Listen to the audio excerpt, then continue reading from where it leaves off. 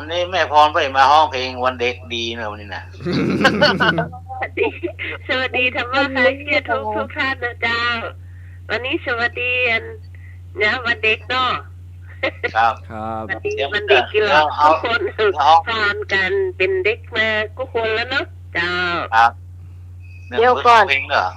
เขาจะถามก่อนว่าวันเด็กเนี่ย มี10 ข้อจำข้อใดได้พ่องอ๋อ ทุกอย่างอ่ะ ถ้าฮ้องเป็นเพลงได้อีเนาะ เพลงอ่ะหน้าที่ของเด็กจ้าละ อืม จำห้องได้อ่ะเดียวอ่ะ เอาจำได้ข้อเดียวละ เออ ข้ออย่าง เด็กดีขอตามเบ้าแม่ทุกวันนะครับ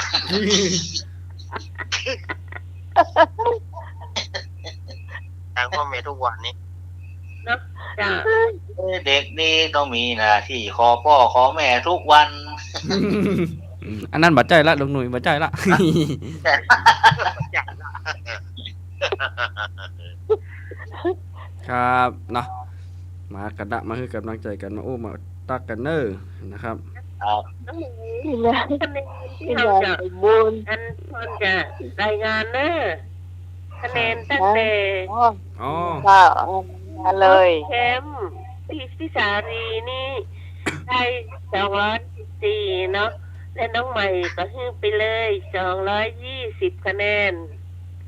220 คะแนนนะเจ้าพี่สาวเปล่า ลีจูนไปละ จ้ะแล้ว จ้ะ รองแชมป์เป็นพี่กรกมลเจ้า197คะแนน น้องใหม่ใจดีให้เป็น200คะแนนเลยเจ้า 200นะเจ้า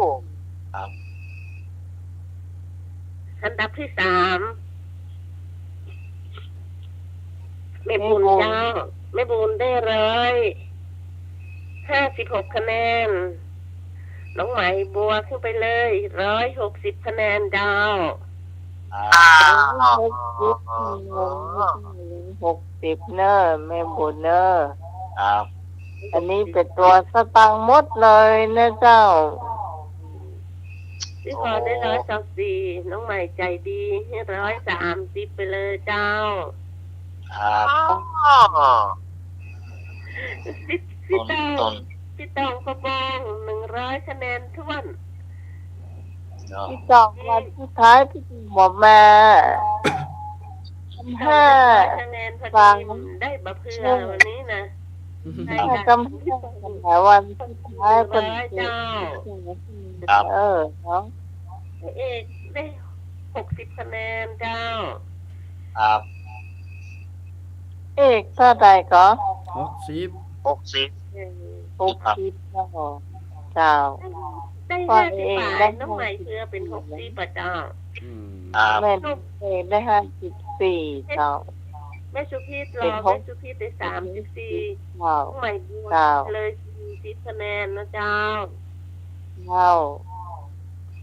หนุ่มดอกแดงหนุ่มดอกแดงได้18คะแนนน้องใหม่ใจดีให้ซาวไปเลยเจ้า เอาโห เกิดปักตรงเข้าปาก สมนิที่เก้า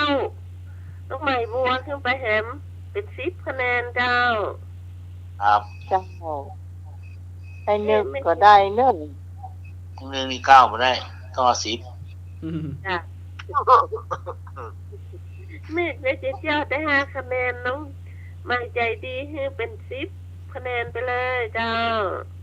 ครับ โอ้ แล้วก็ แฟนพานทั้งนั้น ทันเทนี่ทำตอบมันได้หลายๆก็น่าจะดีเนาะเพิ่นได้7คะแนนน้องใหม่ใจดีให้10คะแนนไปเลยเจ้ารวมคะแนนทั้งหมด160คะแนนเจ้าน้องใหม่เพื่อนและน้องใหม่จะบัวที่ทำบุญทั้งหมดทั้งมวล 1,000 บาทเจ้า ครับ เจ้า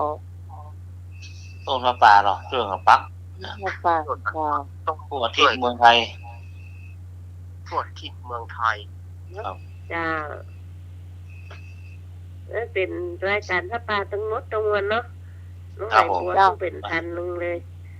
จ้ะ ครับ ร่วมกันทำบุญอีกก็ดีเนาะน้องใหม่เนาะ ยินดีเลยนะเจ้าขอบคุณที่คุณผู้ฟังร่วมสนุกกันมา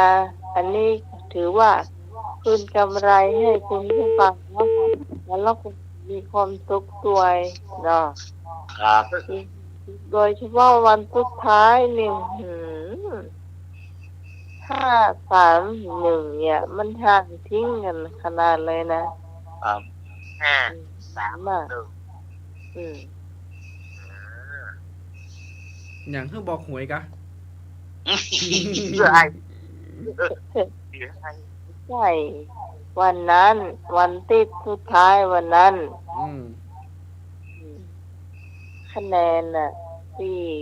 เอาให้คะแนนไปอ่ะเพลงตอบมาถูกต้องเนี่ยถูกชื่อเพลงชื่ออย่างตัวแล้วก็ถูกต้องหมด ก็ได้5คะแนน อันดับ2ก็ได้3เนี่ยมันลั่นกันนักนะ ลานกันมาหรอ ลั่นกันนัก ค มัน รับ เลยทิ้งห่างกันนักเลยอะ ครับ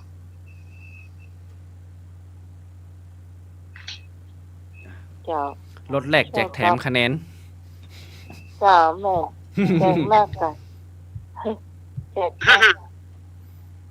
นะครับ แจกไปนี่ไถ่เป็น100ผมโหเนาะ แน่นอนกันเนาะ นะครับเนาะ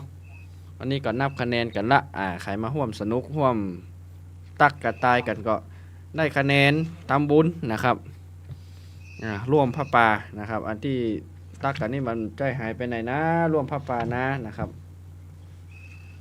แม่นแล้วเจ้า เงินทุกบาททุกสตางค์มาได้ไปไหนเลยเจ้า อืม ส่วนสนุกกัน คุณผู้ฟังก็ได้มีความสุข ความสุขของคุณผู้ฟังก็ได้ทำบุญอ๋อเดี๋ยวก่อนพี่พรแม่สุพีตเหรอพี่พร เอาไม่ติดตะกี้ ว่า ก่อน เรา นั่นเหรอ อ่านขี้หรอ มาไปแล้ว บอก อ่านขี้ละ40 อ๋อ มาละ นวดแม่สุพีตนี่นะ มัน หลั รู้ งไม่พอไปแล้วรอตะเกียบ ครับ บอก บวกละ เราลืม เรียบร้อย ก็คะแนนทุกอันเนี่ยจะอยู่ที่พี่พรหมดเลยเนาะ ครับ ยังขอบคุณคนจดด้วยนะเจ้า คนจดนี่ได้บุญหลายเนอะ ครับใส่ใจ จ้าคะแนนแม่สุพิษนี่34น้องใหม่ให้ไป40ประเจ้า อืม ร้อย ค จ้า รับ จ้า อ้าวจ้าแม่สุพีตน้องเหียโน่ทำไมกระจายเตือนนะกล้าชม โชค กล้าชมเหมือนนกกระเวกเราก็เลยให้เตือนให้หน่อยเนี่ยเนาะ ถ้ามีที่ไหน ค่า แล้ว โซมค่าโซมเมื่อ6 บาท จ้า เนาะ ครับ คะแนนนับคะแนนกันมาแล้ว ตอนนี้ก็ เก็บคะแนนกันต่อ เออมีละมีเป็นไทยเฉย ครับ ๆไม่ใช่หรอจ้า แม่น อ่ะ วัน ฝึกส นี้ มองฝึกสม นะ อง ครับถ่ายเพลงเนาะถ่ายเพลงจบไปละ อันนี้ก็ เพลงจบ ถ่ายปัญหาธรรมะนะครับ บางข้อ ประวัติ พุทธประวัติเนาะของมันมีหลายอย่างนะครับ วันนี้ตู้จะเอาของอัครสาวกมานะครับ สาวกคนใดนะครับ พระสาวกคนใดพระอรหันตาตนใดนะครับเดี๋ยวตู้จะเอามาเนาะเป็นประวัติเปิ้นนะครับแต่บัดใจนั้นนะจะได้กับฟังกันเอาเองนะครับ เดี๋ยวตู้จะตายพ่องยากพ่องง่ายพ่องบ่ฮู้เด้อเฮานี่เก่งอยู่ละธรรมะคลายเครียดของเฮานะเอาเนอตู้จะตายแล้วนะข้อที่ 1 พร้อมหรือยังนะไหม เจ้า เปิดวิทยุดัง ๆ นะ อ่า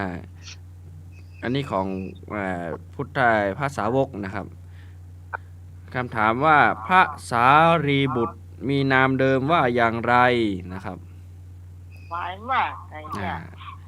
บัญญัติพระสารีบุตรมีนามเดิมว่าอย่างใดนะครับกอไก่อุปติสะขอไข่โกริตะคอควายวัปปะงองูอัจฉชินะครับ เซตพี่พรแน่เลย มาเลย อ่านมาไป มาเลย ติดแล้วเนอะโอ้เดี๋ยวกลัวบัตรติดแล้วจะวางนะแน่ เออ เรียบร้อย อะไรละ มาเลยนะครับ อ่า ติด แล้ แล้ว ว คนตอบกอไก่ก็วกเจ้า อุปติสาเจ้า ครับมาแล้วเนอะกอไก่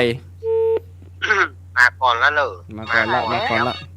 าแล้วเซต มาเลย พี่พ มาร เล แน่ ย จ้าไม่ก่อนจ้าไม่ก่อนก็ตอบข้อกอไก่จ้า ครับกอไก่เนาะมาแล้วมาเจอกันแล้ว โดนหลายติดมาแล้วเฮ้ย มานึ่ง ติดกันมาละไป ติดแล้วเนอะ เจ้าแม่ก็กอไก่เด้อก อไก่เนาะ ครับ มาละ หลอดแหม แล้ว มาก่อน ข้อไงข้อนี้ข้อไง ไก่เอินดีเนอะฟันดีนะขอไก่นะ กอไก่ก็งกอ่ะ ไก่ นะครับ โง่ขันดีเนอะพ่อ เขามีแฮมก็ มาแล้วนะครับเจริญปอนติดแล้วเนอะ ข้อกอไก่เจ้าก อไก่เนาะโอ้แม่มาละแม่เสียงเบา ดีสู้สวรรค์เจ้า ครับเจริญปอน ดีลูกแมนเจ้า สวัสดีแม่ ดีลุงหน่วยเจ้าสวัสดีพี่พรเจ้าสวัสดีแม่แดงเจ้าสวัสดีพี่กรกำ ครับ และสวัสดีพี่สาวเชียงหวานตัวนี้เจ้า ว้าว เสียงหวาน แม่ยังเสร็จงานเจนเนอร์ โอ้บาเช็ดงานติดกับแม่ เจ้า เอ่อ ยังเหลือพี่สไปร์ของคนนอนอยู่โรงพยาบาลอยู่เจ้า โอ้หายไวๆเนอะ ครับ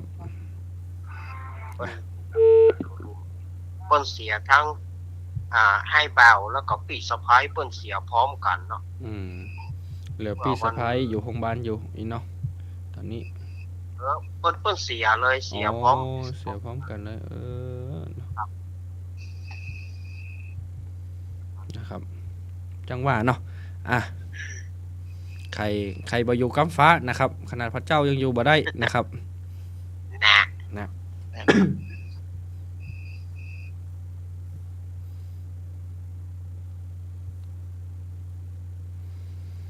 มาเลย อ่า ต่อไป มีอยู่ก็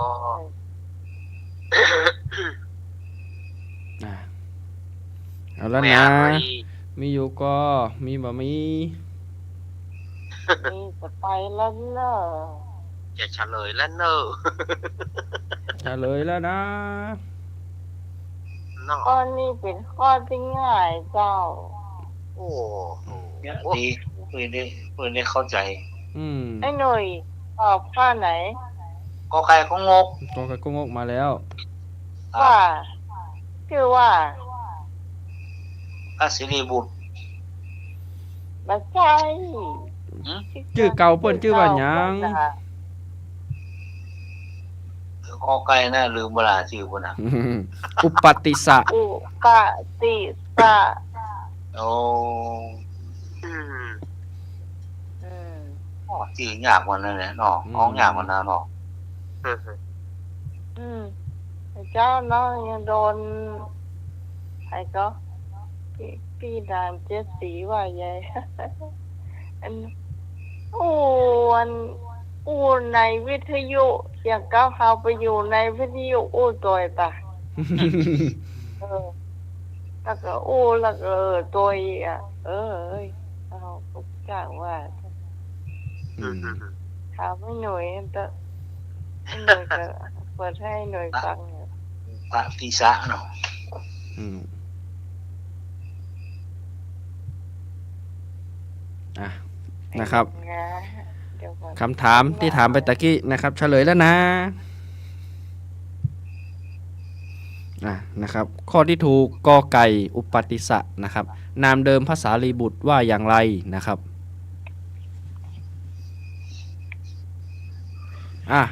ข้อที่สองต่อแหมข้องนะครับอันนี้ก็บป้นภาษาวกเตื้อนะครับของอุปติสะมานพนะครับตะกี้ถามชื่อเดิมเพิ่นละมารดานะครับคำถามว่ามารดาของอุปติสะมานพมีชื่อว่าอะไรนะครับอันนี้ถามถึงมารดาเพิ่นละกอไก่สุชาดานะครับขอไข่สารีคอควายโมกคลีงองูอุปวาสานะครับ โอ้ มาเลย มา ทีละหนึ่ ก็ ง ตอบขอไข่สักสารีเจ้า ครับมาแล้วขอไข่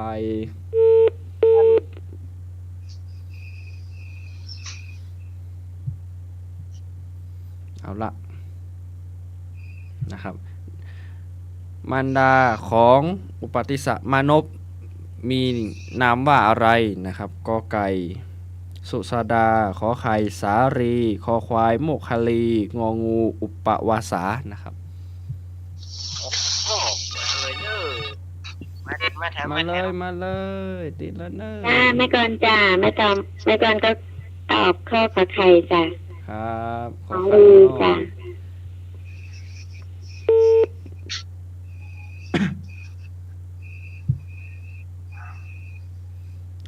มาเลยนะครับติดแล้วเนอะ เจ้าก็ขอไข่เจ้าสาลีเจ้า ก็ขอไข่เนาะ เจ้า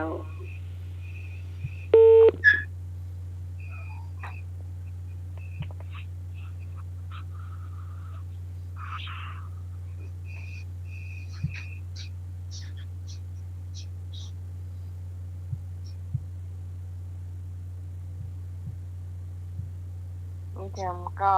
ที่จะตอบข้อนี้เจ้า มีแฮมก็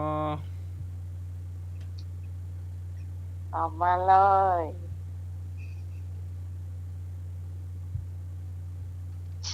ตอบมาเลยตอบมาเลยตอบแม่ข้อไหน นะครับ เอาละเงียบกันไปเงียบบ่ได้นะครับ วิทยุต้องได้อู้นะครับ จ้ะ มารดาของอุปติสะมานพมีชื่อว่าอะไรนะครับ ก็คือที่เขาถามตะเกียของพระสารีบุตรนะครับมารดาของพระสารีบุตรว่าอย่างไรนะครับข้อหนึ่งวิเคราะห์เนาะน้าไหมเนาะข้อหนึ่งนี้ใจเหรอใจเหรอ ถ้าสุชาดาไม่ใจอยู่อ่ะ ข้อสองเหรอข้อขอใครเหรอ ชื่อหยัง สาลี สาลี สารี ถ้าดังสาลีอันนี้แม่น ข้ามก่อนข้อสามโล ก็สามโมกคลีนี่น่าจะเป็นแม่ของมันอันน่ะโมกคลาน่ะ อ่า ข้อสี่เหรอ ก็สีที่ชื่อหยัง ข้อสี่สุปวาสา โอ้ไม่ไม่ใจตึงใหญ่อ่ะ เจริญปอนติดแล้วเนอะ งองูหรือเปล่า ไก่ยังงองูมั่วหน่อยฮะ ใช่ตัวอย่างหลวงตา หลวงตาว่างองูอ่ะ สุปวาสานะครับ ไม่ใช่สิไม่ใช่ตายอะหลวงตา หลวงตาเปียงอ่ะ นะครับ ตายแหน่จริงๆพับพานอ่ะ อ่า เออ อ่ะเฉลยเนาะ อ้าว พระนามใครเนาะ มีอยู่ เอาเลยเจริญปอน แม่เอาขอใครเขา ไม่ขอใครเนาะมาแล้ว เป็นสุพิษ ครับเอานะครับเฉลยแล้วนะ เดี๋ยวมาครับเนาะพระสารีบุตรนะครับอ่านชื่อเพิ่นพระสารีบุตรนะครับชื่อมารดาเพิ่นอยู่ในหนะนะครับมารดาเพิ่นชื่อว่าสาลีนะครับอุปติสมานพนะครับก็คือเป็นพระสารีบุตรนะครับเพิ่นเอาชื่อแม่เพิ่นเข้านั่นนะครับพระสารีบุตรนะครับนะครับข้อขอไข่นะครับ ขอไข่เป็นคำตอบที่ถูกต้อง ครับเรื่องนี้ยังบอกป้นพระสารีบุตรเตอร์นะครับ เอาพระสาวกรูปนี้ก่อนนะครับ ก่อนบวชพระสารีบุตรมีเพื่อนสนิทชื่อว่าอะไรนะครับ พ่อ ถามแม่เปิ้ลละถามหาเปิ้ลละคราวนี้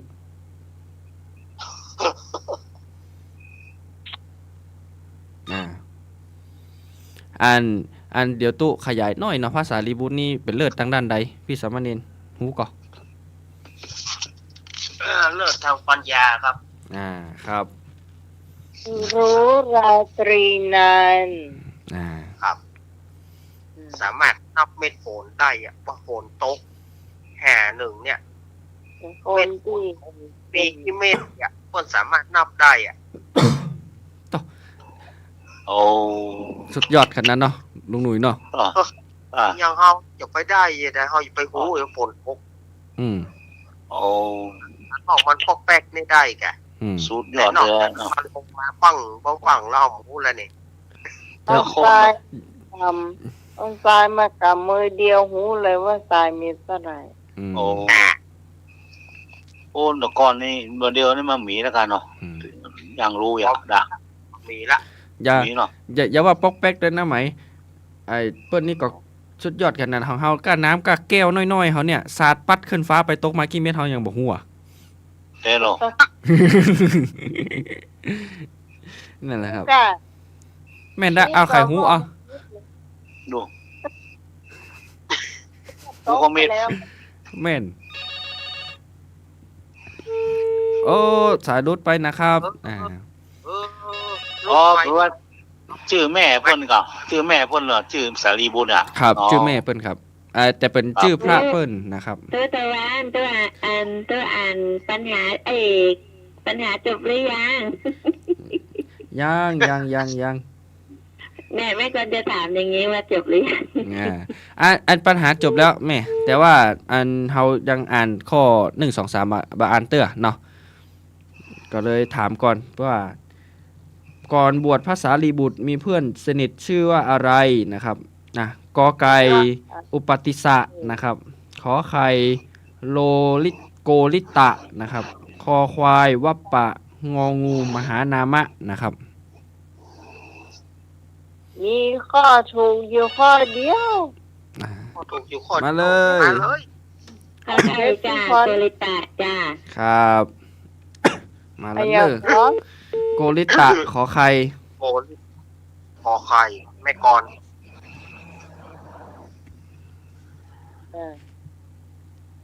เอา เอามาเลยเจริญพร เจ้าก่อนก็ตอบข้อขอไข่โกริกะเจ้า ครับ เนี่ยเอาละ อ่า สูสีกันไหลก็ขึ้นมาละไหลกันมาละ อุปติสะโกลิตะ ครับ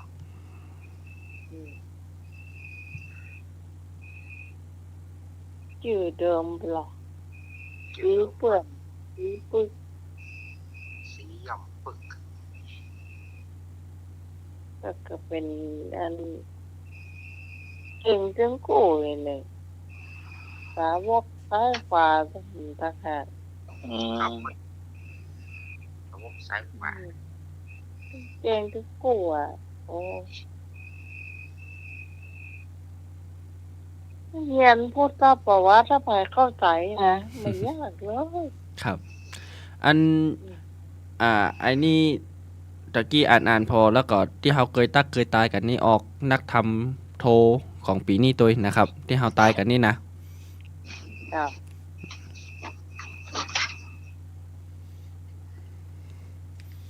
เอาเนอมาเนอ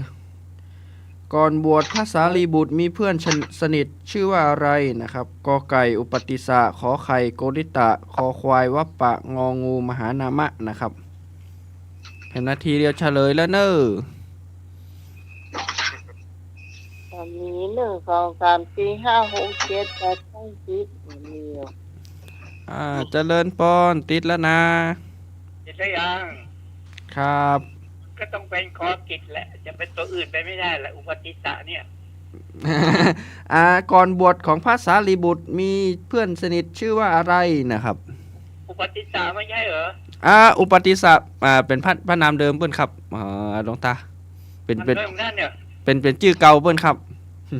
ฟังของตาฟังให้คำถามให้ดีสิ บัวจะเลิกบัวแล้ว ตาฟังคำถามให้ดี นะครับ เอาอวยไปหน่อย เฉลยนะครับ ก่อนบวชพระสารีบุตรมีเพื่อนสนิทชื่อว่าอะไรนะครับ ข้อที่ถูกนะครับ ขอไข่โกริตะนะครับ อ๋อเสียง อืม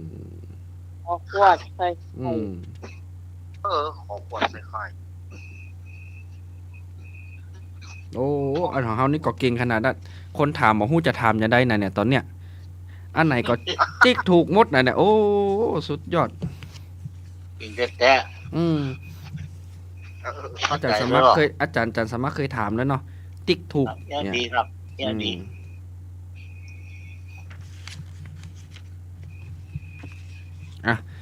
เอานี่เรามาถามพระนามเดิมของ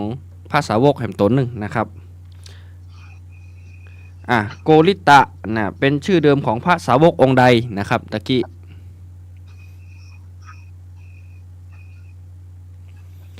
โกริตะเป็นชื่อเดิมของพระสาวกองค์ใดนะครับกอไก่พระสารีบุตรขอไข่พระโมคคัลลานะคอควายพระอุบาลีงองูพระอานนท์ง่ายแหมแล้ว แล้วแล้วก็มาแล้ว เจริญพ เป็ ร นพระนามเดิมของพระโมคคัลลานะเจ้า ขอไข่เจ้า ครับมาแล้ว ส เน ติ อ เทพสุทิศเจ้า เจ้า แม่พร ขอแสดงความเสียใจกับแม่สุพิษโดยเนอเจ้า สุเทพต้องสู้ แม่กรมาแถม ครับ จ้าไม่การจ้าไม่การกระตับข้าวขอไข่จ้าพระโมคคัลลานะจ้าเป็นกำลังใจแม่สุพิษนะจ้า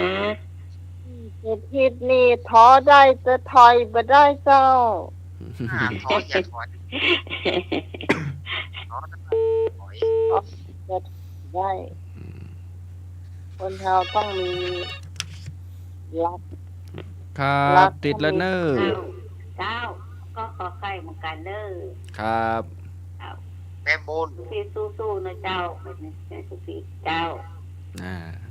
ก ำลังใจล้นหลามเนอไม่สุพิษเนอธรรมะคลายเครียดมาทิ้งกันนะครับ นี่แม่สุพิษนี่นะคนบอกว่ามันผ่านน้ำฟ้า ติดแล้วเนอแม่ ขอไข่เหมือนกันเจ้า ครับ แม่นี่ ในสุเทพเรียนแล้วหลอกกำลังใจเพียบ เจ้าแต่แม่ยังมีที่ไปอยู่เจ้ามีเห็นคนแต่ก็ยังอยู่โรงพยาบาลอยู่เจ้าเห็นคนเลยเจ้า โอ้ตอนนี้เราอยู่โรงพยาบาลแหมคน โอ้ ฮะ เอาท เออ เรือพี่ไปเห็นคนอยู่โรงพยาบาลเจ้า อ เข้าไปเมื่อวันที่สี่อาการมันมาถึงเครื่องจะเลยเจ้า สู้แม่สุพิษ ไป โอ้ เจ้า นะ โคตรถึงง่ายได้ละ กำลังใจด้วยนะครับ สาวของคุณเจ้า ไอ้แม่ ครับ ใช่ สู้ เนาะ อืม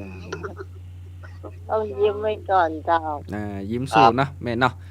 นะครับ ยิ้มไปก่อน มันมาแท่งกันแหละอืม 4 อย่างเนี่ยครับ อืม เนาะ 4 อย่าง อาตมาเนี่ย อยู่เวรนะตัววันนี่นะพ่อแม่ นะครับบ่จังว่านะครับคนป่วยคนนั่นนะครับ นี่นะ อืม คนก็ต้องไปเข้าเวรน่ะมั้ง เนาะมีอันที่เขาว่าอย่างก็สำนวนที่เขาว่าอย่างก็มีอยู่กี่อย่างก็ห้ามกันบ่ได้เนี่ย 4 อย่างครับ นะ 4 อย่างห้ามกันบ่ได้มีอย่างห้องน้องนุย เกิดแก่เจ็บตายนะครับ อืม ครับ เนาะเกิดแก่เจ็บตายเนาะห้ามกันบ่ได้เนาะ ได้ครับ อืม มาได้เฮ้ย อืม ลูกรอตลอดมันจะรอตลอดหรอมัน อืม เหี่ยววันข้ามมันวันนึงมันเหี่ยวด้วยหรออย่างเนาะ เกิดก็คนเกิดเนาะลุงหนุ่ยเนาะแก่ก็คนแก่เนาะ ครับ เจ็บก็คนแค่เข้าห้องน้ำน่ะเนาะ นะ ห้ามกันดึงบ่ได้นะ มันได้ เจ็บมันเหลือใส่แบบนั้นเสมอไปเลยข้าหูยาผ่องข้างอกข้างอก นะครับ ไปพอกยาสปาสเปนเงี้ยหมดอะ นะครับ ลึกซูจิโนเนี่ยจาน10 เวทอะพอเนี่ย คนเฮานะครับ มันมีอย่างแน่นอนนะครับ แน่นอน มา ครับ วันนี้อาจจะไปวันพุกนะครับ ครับ มาวันนี้อาจจะเดี๋ยวสักกรรมก็ไปมันมีไข่ตักไข่ตวงได้นะครับ มันมีไข่หูที่ไปตั้งหน้านะครับเกิดนะฮะครูบาอาจารย์ ผมเคยไปฟังเนาะเข้ากรรมหลายๆที่ก็เคยไปฟังอยู่โกนเฮานี่นะเกิดเตอะมันจะตายทุกมื้อนั่นน่ะ แม่น รับไปเขาจะตื่นมาหูเนี่ยครูบาอาจารย์เพิ่นว่า แม่นครับ อีเดนนะตอนจะรับ แม่น ก็กึดพิจารณาไปเตอะเนี่ย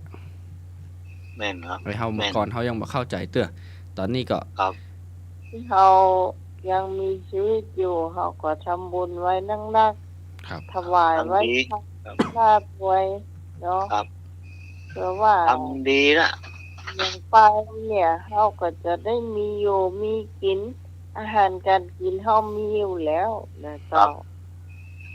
ทำดีคิดดี พูดดี จิตใจดี อืม ส่งให้เขาขออันต้านเข้าเขาถึงจะได้กินนมต้องนะเจ้า อืม ครับ เนอะอันอู้อินนะมันจะวกมาหาตึเหมาะตันขันเข้านี่นะครับ อันว่าเฮาก่อนนั่นอย่างหนึงเนอะบางผู้บางคนเนาะคนเฒ่าคนแก่บางผู้บางคนตายไปใครจะมาตันขันเข้าฮือเป็นกรรมแห่งนั้นน่ะ ครับแม่น เขาจะบ่ไปเฮาบอกว่านั่นเนาะ ครับ นี่เนอะตายไปใครจะต้านกันเข้าฮืออีนะบางผู้บางคนผู้เฒ่าผู้แก่บางคนเนาะเฮาก็ถึงว่าเปิ้นก็จะไข้หมองไปหน่อยเนาะแต่ว่า ครับ กึด เขา เด้ หัวหร อ อ น่ะยังแม่ตุที่เปิ้นจะตายนี่นะเปิ้นว่าเลยอะออกปากเปิ้นเลยอะกูตายไปกูจะบอดกองกินไข่สักคนนะกูไปกูโปนละอย่าเปิ้นว่าอีเลย กูไปกูโปนละกูบัดมาตักมากินไข่สักคนนะกูไปกูโปนละอย่า เพื่อเข้าใจชีวิตหรอ เปิ้นว่าอีเลยนะเฮาก็โอ้ไหว้สาตุตัวแม่เน้ออีกอะเฮาก็ ลูกเปิ้นโฮมเขาเลี้ยงได้เลี้ยงเขาหรอเปิ้นเปิ่งแล้วเปิ้นมานี้แล้ว นั่นน่ะ จะไปได้บุญอยู่แล้วไง แล้ว ลูก สุดยอดเลยแล้วท่อ อันอย่าว่าแต่ก่อนนี่เนาะตอนทำมาคลายเครียดเฮาก็อนุโมทนาบุญตัวที่ร่วมกันทำบุญนะครับร่วมทุนอยู่ตู้ก็ยังขอบคุณหลายๆนะครับทั้งธรรมะคลายเครียดโดยตั้งสถานีตั้งหลายๆที่หลายๆตังเปิ้นอุ้มขี้อุ้มเหี่ยวเปิ้นกึ่งปีเกือบปีนะครับตัวผมดูแลทัก ดี ษะ แล้ว นี่ โอ้โห แต่ว่า ครับ เปิ้นไปเฮาก็นะแต่เฮาก็ตานให้เปิ้นนะบ่ใช่เฮาบ่ตานนะเปิ้นว่าบ่มากองกินเฮาบ่ตานบ่ใช่เฮาก็ตานให้เปิ้นนะครับ ได้อยู่หรอ เป็นความสุขของเฮา เป็นหน้าที่ของลูกหรอ แม่นละ คือคูณเปิ้นมีอยู่หรอครับ ครับผม คูณยังเหลืออยู่ ถุงเหลืองห่มเหลืองอยู่ข้างอะไรอ่ะโอ้พ่อเวลาอย่างมาขึ้นอย่างมาขึ้นแล้วอ๋อ นะ เป็นอยู่ที่ดีละกัน เอออ๋อ นะ อย่างน้อยกันตู้ลูกนี่ก็ได้ทำนี่เปิ่น อืมนะ ร่างกายบ่ได้มันเจ็บป่วยจิตใจเพิ่นบริสุทธิ์พ่อเต็มที่แล้ว ก็ เปิ่น ก็ดีครับ เปิ่นมอง อืม อืม เรื่องบุญเรื่องกุศลนี่มันก็นักกันบ่ได้นะ แต่ว่าถ้าตู้เชื่อก็บ่เต็มร้อย แต่ว่าถ้าบ่เชื่อก็บ่จ้างออกปากคำอยู่ที่คอเนี่ย ยัง มันได้ แล้วแต่คนนะแต่อย่างของตู้ มันมีตัวตน แม่นอย่างของตู้นี่ถ้าจะเป็นวันอย่างลุงหนุ่ยเขาห้องวันอย่างก็ไอ้วันก่อนเข้าพรรษาออกพรรษาหรือว่าวันปีใหม่เขาเนี่ยเฮาบักเกิดเฮายากกันเหนื่อยๆเฮาตึงฝันหันเขา อ๋อดีครับดีล่ะ วันศีลใหญ่ตัวอีกหนึงแม่นครับ ถ้าวันศีลใหญ่ๆนี่เอาละเหมือนเขามาแอลเฮาเหมือนเขาเปิ้นปล่อยนั่นนะครับ แม่น แล้วแต่คนเนอตู้บัดจังว่านะแล้วแต่คนเชื่อบ่เชื่อเนอ แม่นนี่เรื่องจริงอ่ะนี่เรื่องจริง มันเป็นปัจเจกบุคคล ครับ อ่ะนะครับ เนี่ยเหมือนนั้นเหมือนวันที่28 29เนี่ยที่หน่วยที่เฮาสวดอิติปิโสกันน่ะ ไม่ละ ถ้าจะต้องฟันทันหาคนที่ตายไปแล้วมาเอาหายเหมือนกับว่า เป็นมาขอส่วนบุญกับเฮาอย่างนะ อืม เนาะ เนาะ เอาเห็นแล้ว ถ้าเมื่อก่อนนี่น้ำไหมสวดตลอดเลยตู้ตะวัน ครับ สวดตลอดบอกว่าย่าง สวด เนี่ย กันเพิ่นรับวันนั้นลุงงวยตาแจ้งซะแลคนเดียวอ่ะนะครับ ต้องหน่วยตาแจ้งเกินหูอ่ะ อืม เป็นรีบากกรรมลงหน่วยเนอะ อืมบัดได้ก็เขาได้ฟังกับเป็นบุญแล้วนะครับ นะครับ เอาละเนอะเอาเฉลยนะอู้ก่อนจะยาวไปแหม โกริตะ ดี โกริตะเป็นนามเดิมของพระสาวกองค์ใดนะครับ ขอใครนะข้อที่ถูกพระโมคคัลลานะนะครับ ถูกกันหมดเลย วันนี้ตุบ่าวของยากมานะครับคลายเครียดเนาะเฮาบ่ต้องเครียดนะครับ มันต้องเกี่ยวล่ะอย่างดี อืม ครับ สบายเข้าใจว่าเนี่ยโอ้ลืมเนี่ยดีครับนี่เข้าใจ คืมไปกันถามกันวกออกก้างตังเหียอยาก แม่น ตัง ละ แยกมันนักวันนี้นะ แม่น ตังเบียจ้ะตังเบียมากวันนี้วันเด็กลูก เป็นละ มันเล็กล่ะ อืมไอ้เฮา เอาแล้ว ไอ้เฮาก็อู้นักเหียอาจารย์สมัครก็บ่อู้เหียอีเนาะเบิ่นปะกันเตื้อ ครับ อ่ะอันวันนี้มีนั่นก็พี่สามเณรมีนิทานเนาะเดี๋ยวตุขอแหมสักข้อ2ข้อหรอ ได้เลย ครับ ถวายเวลา ครับผมอันนี้จะเป็นความหมายของแต่ละอย่างเนาะความหมายมันแบบเกี่ยวกับพุทธประวัติละมันง่าย ๆนะครับคำว่าอัญชรีมีความหมายตรงกับข้อใดนะครับ พ่อ เขาฮู้ก่อนที่เขากราบอ่ะอัญชลีวันทาอภิวาทเนี่ย อืม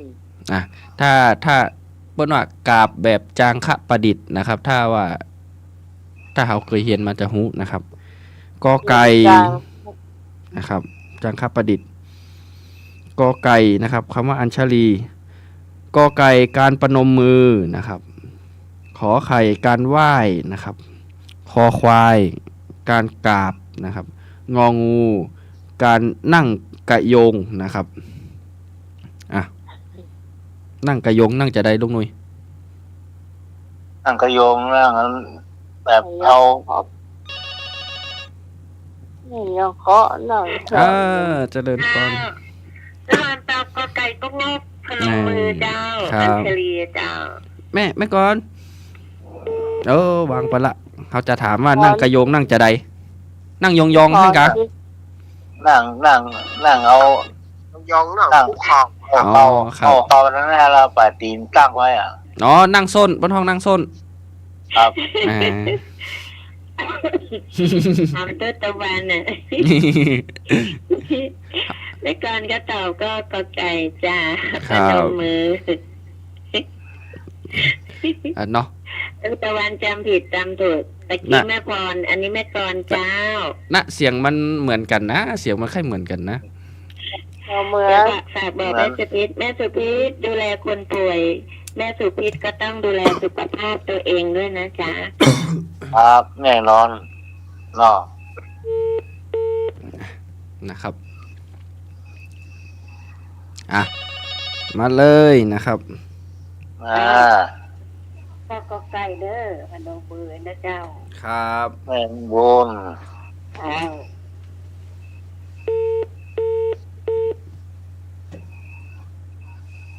นี่สงสัยพี่สารีเอาหลานไปเอา อ๋อนั่น อื นะครับ ม มันก็มีหลายคนหรอเจ้า โอ้ลูกหลานเต็มบ้านเต็มเมืองหรอ ลูกของอันลูกของน้องพ่อลูกของ น้าพ่อเนี่ยโอ้หลายคนน่ะ อืม คนแบบ นะครับ ชอบเล่นละอ่อน เอาละเนอเฉลยแล้วนะกอไก่การประนมมือเป็นข้อที่ถูกนะครับ นะ อ่ะเอาละการได้ตักปัญหาอ่า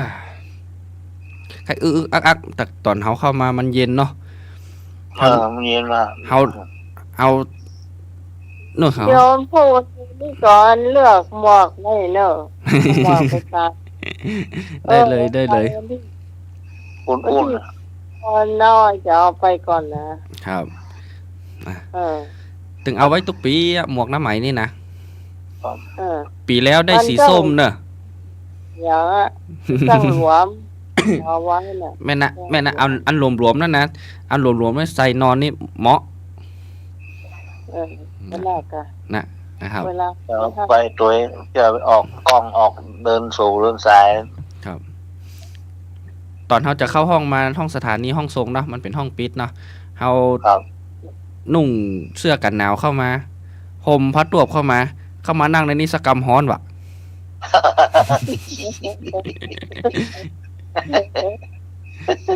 เพราะว่า อย่าเมื่อยหายเว้ยกะ อันตอนอยู่ตั้งนอกมันเย็นนะครับ ตอนวัดไฟหินนี้ถ้าเคยเข้ามาแล้ววัดไฟหินจะเย็นนะครับ เย็นอ่ะพอท่อ ตึงบัดใจแสดงธรรมตึงบัดใจสวดอภิธรรมนะครับตึงบัดใจแสดงธรรมตึงบัดใจสวดอภิธรรมนะครับตึงบัดใจสวดมาติกานะครับผิดทุกข้อนะครับ ผิดหมด ผิดหมดนะครับ วันนี้ข้อง่ายๆออกหนักนะครับ ถ้าได้คะแนนนี่น่าจะได้เป็นปันแล้วกันนะไหม ครับ โทษแต่ว่า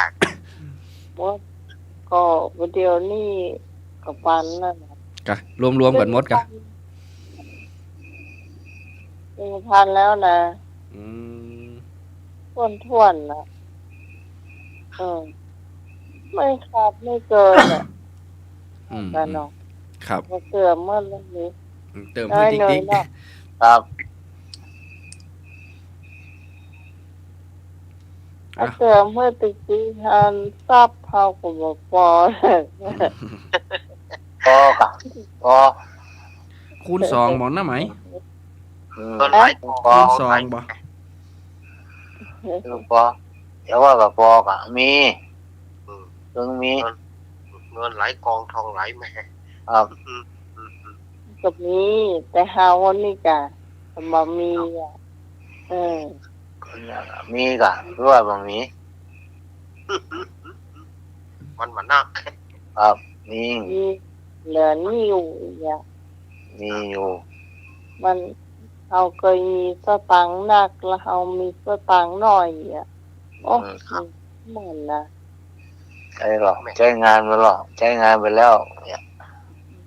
แต่ว่านี่เขาเตรียมไว้หมดแล้วไง เอาเนี่ยดีกว่าเอาเหมือนเนี่ย ยังเหลือ เงินนักมันเนี่ยเงินนักกับเนี่ยมาอู้กับไผมาเข้ามาอู้กับไผ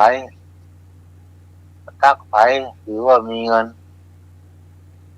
กินข้าวเนี่ย แล้วมันเรื่อง ข้าวน้อยเดียว มันไม่ใช่เรื่องของเขาเรื่องของเขาละ เอาไปกินเรียกว่าเนาะ ครับ มีสตางค์บ่เลอะยุ่มสั่งมามึงก็อดอยากปากแห้งหยังเฮาขยะเฮาสั่งมาก็จะเลอะมึงก็แต่เอาต้องมายาวอย่างนั้น ไม่แม่นควายไม่ใช่ค่ะที่ใบบุญ ฮะเป็นหยังเป็นหยังนั่น เป็นหยัง เกี่ยนี่น้องว่าเกี่ยวอะไรใบบัว ไปที่ไป อืม ให้ก่อนเดี๋ยว นั่น นะ บ่ใจนะ เอาไปเปิ อี ด กอะ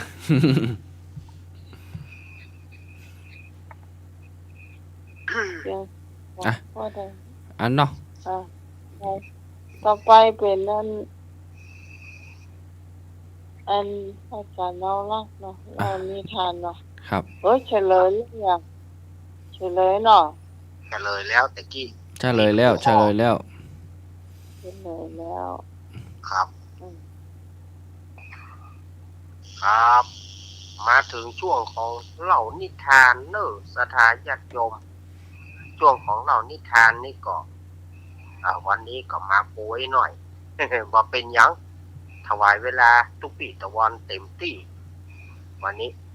เฮานี่เมื่อใดก็ได้ มันมีปัญหาหยัง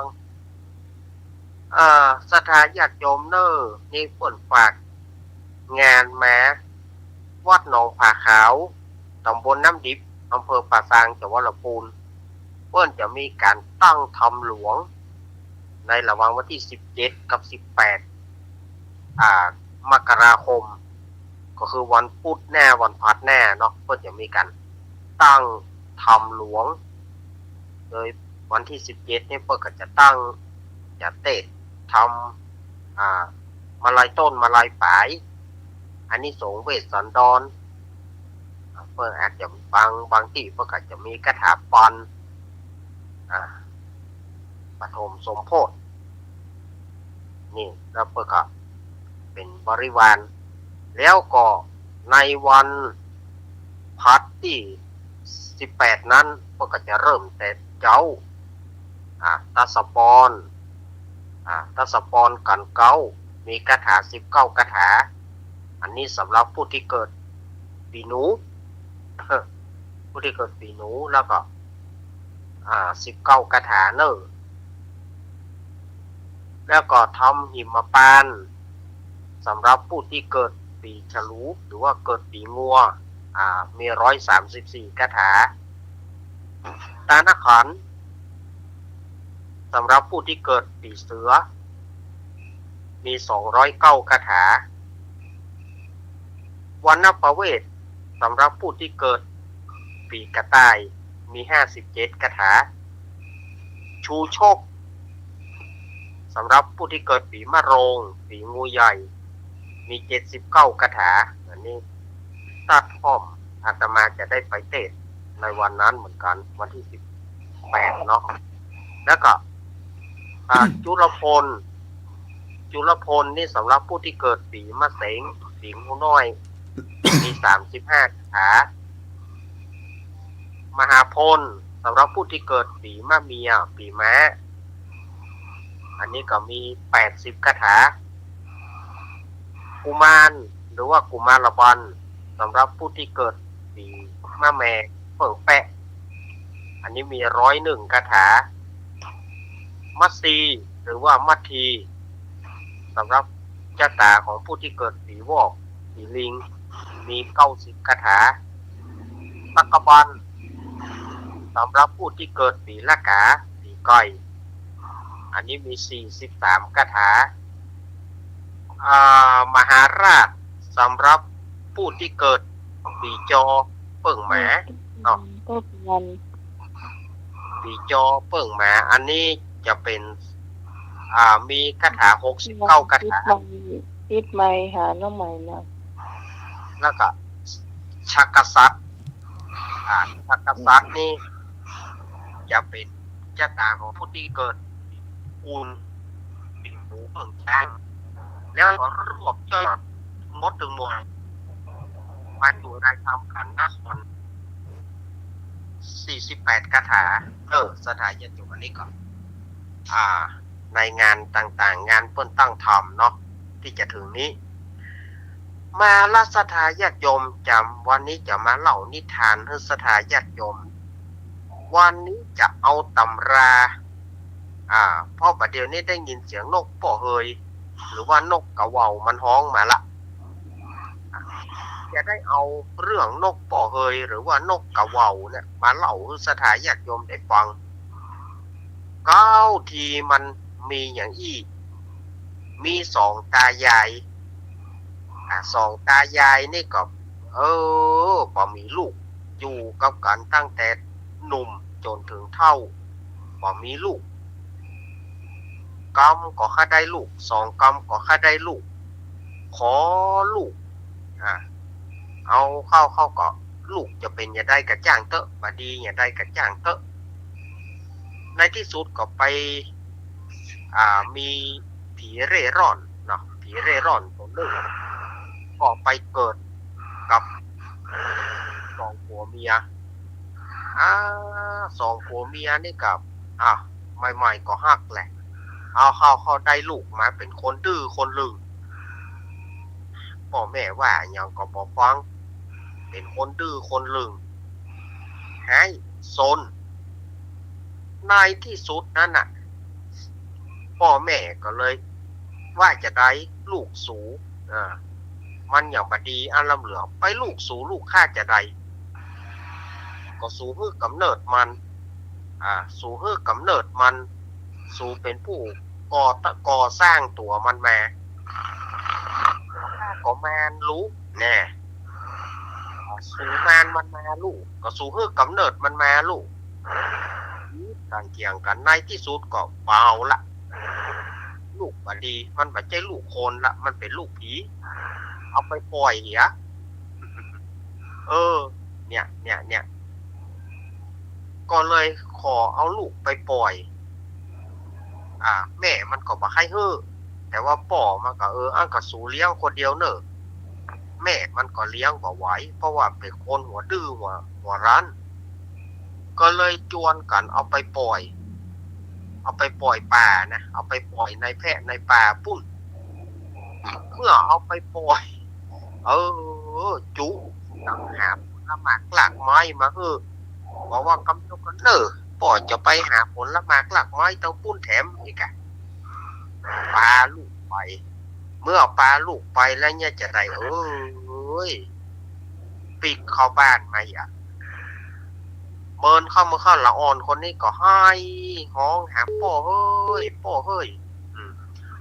ห้องหาตลอดเวลาอยู่ไหนก็ป่อเฮ้ยจนมันจะเมินกี่ปีบ้องผมก็แย้วโคนก็แย้วกลายเป็นลิงก่อนแล้วก็ก่อนที่จะตายจากลิงนั่นจิตที่นึกใจว่าห้องหาป่อ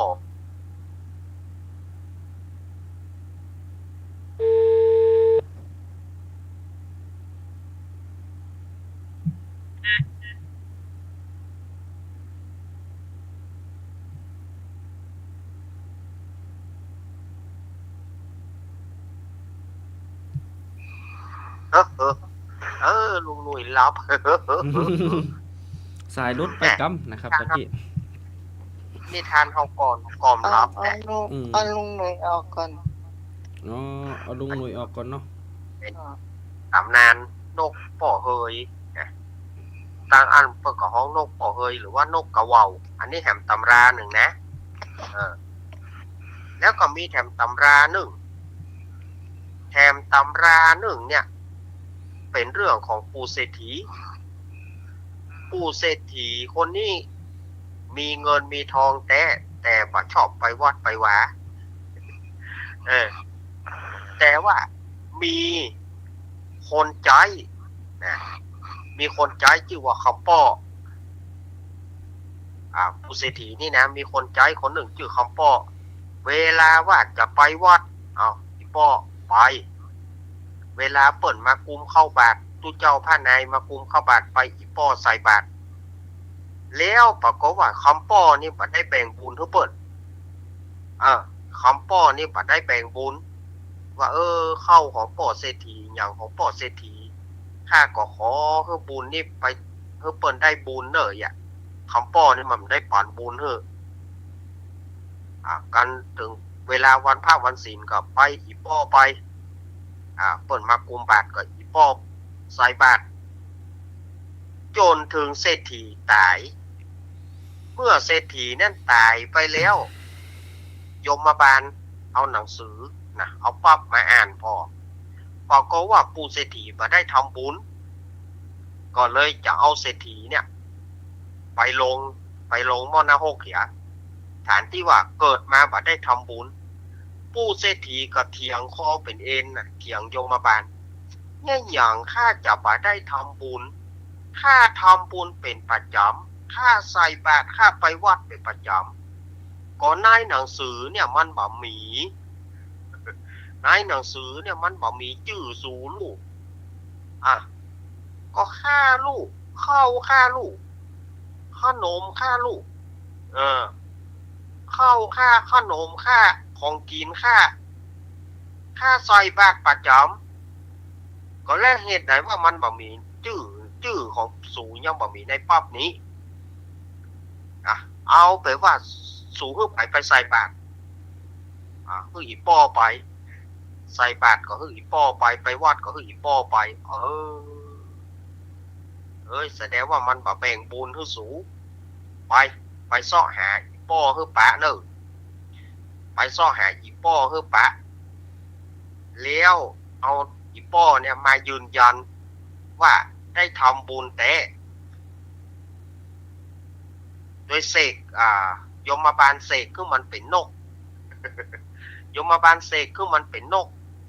บินไปก็ห้องหาคำป้อนั่นนะป้อเฮ้ยป้อเฮ้ยป้อเฮ้ยก็จนเต้าประเดี๋ยวมาย่อมปะคำป้อเด้อหน้าปัจจุบันนี้สมัยกันเนาะชื่อคำป้อมันบ่มี เป็นนกไปเถอะเนอะนกเนอะปูเศรษฐีเนอะ มันมีชื่อคำป้อละอีทเฮ้ย อันนี้ก็ส่องตำราเนอะสถาญาติโยมอาตมาเอามาเล่าไว้เนาะอาจจะเป็นประโยชน์กับสถาญาติโยมมันนักก็น้อยเป็นคลายเครียดกันไปส่องตำรานกป้อเฮยหรือว่านกกระเวาสถาญาติโยมวันนี้อาตมาก็เอาเรื่องเล็กๆน้อยๆมาเล่าสถาญาติโยมได้ฟังกันเนาะต่อไปมีอย่างแหมโยมปี่มีวันนี้มีอย่างดีเดี๋ยวเวลาเยอะอยู่ ไอ้หน่ยรับไปแล้วหรอ รับคนพูดแล้วลุงหนุ่ย คนพืดแล้วอินดูเนาะว่าอายุมันหนักแล้ว ครับ หนัก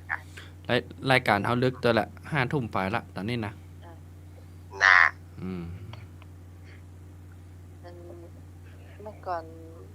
ก็เคยอยู่ได้อยู่เดี๋ยวนี้แกก็ลงทำงานหนักแล้วไปเลย ก็ประจ้างว่านะบัดเดียวนะแต่สังขารก็ล่วงโรยตามกาลเวลาครับตามกาลเวลาก็เลยพักเนาะครับแกก็ได้บอกโอ้ตัวที่นะก็บอกแกล่วงหน้าร้านทางง่วงก็วางสายไปเลยแกให้ท่านก็เลยนอน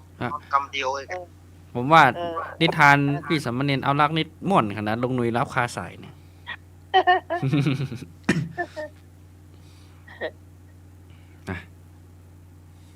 นะครับช่วง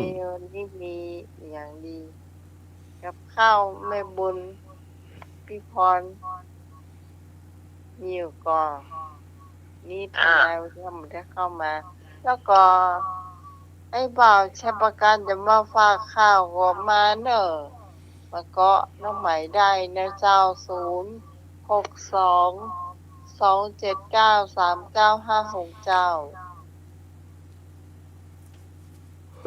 เดี๋ยวจะเชื่อมคืนเนอะ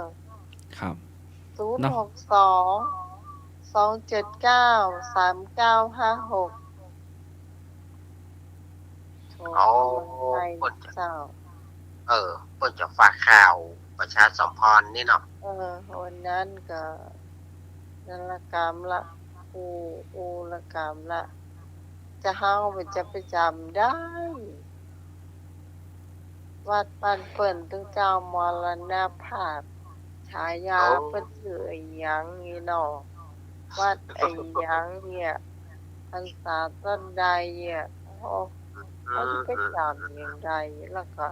เป็นการอู้จาเขามันจะว่าอู้แค่กรรมสองกรรมแล้วมันอู้ต่อไปติดๆก็ยาวไปจริงๆมันได้เจ้าก็มาประชาสัมพันธ์เองอย่างว่าจันปันเฮานี่ยังแควนกับเฮาฮู้ฉายาอย่างเปิ้นน่ะ ครับ ฉายาแต่ก็ยังสิฮู้น่ะฮู้กะชื่อเปิ้น เป็นพระราชินานามเนาะ แม่น เพราะว่าพระราชินานาม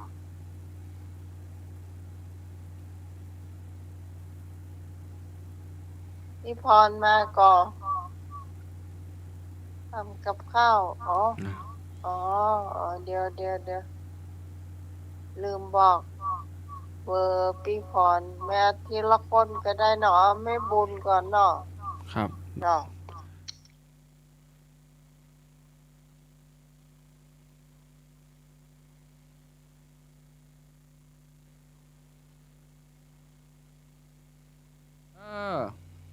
เจ้าภาษาเจ้า ครับ จ้ะ มาทีละคนเนาะเอาเบอร์เนี่ย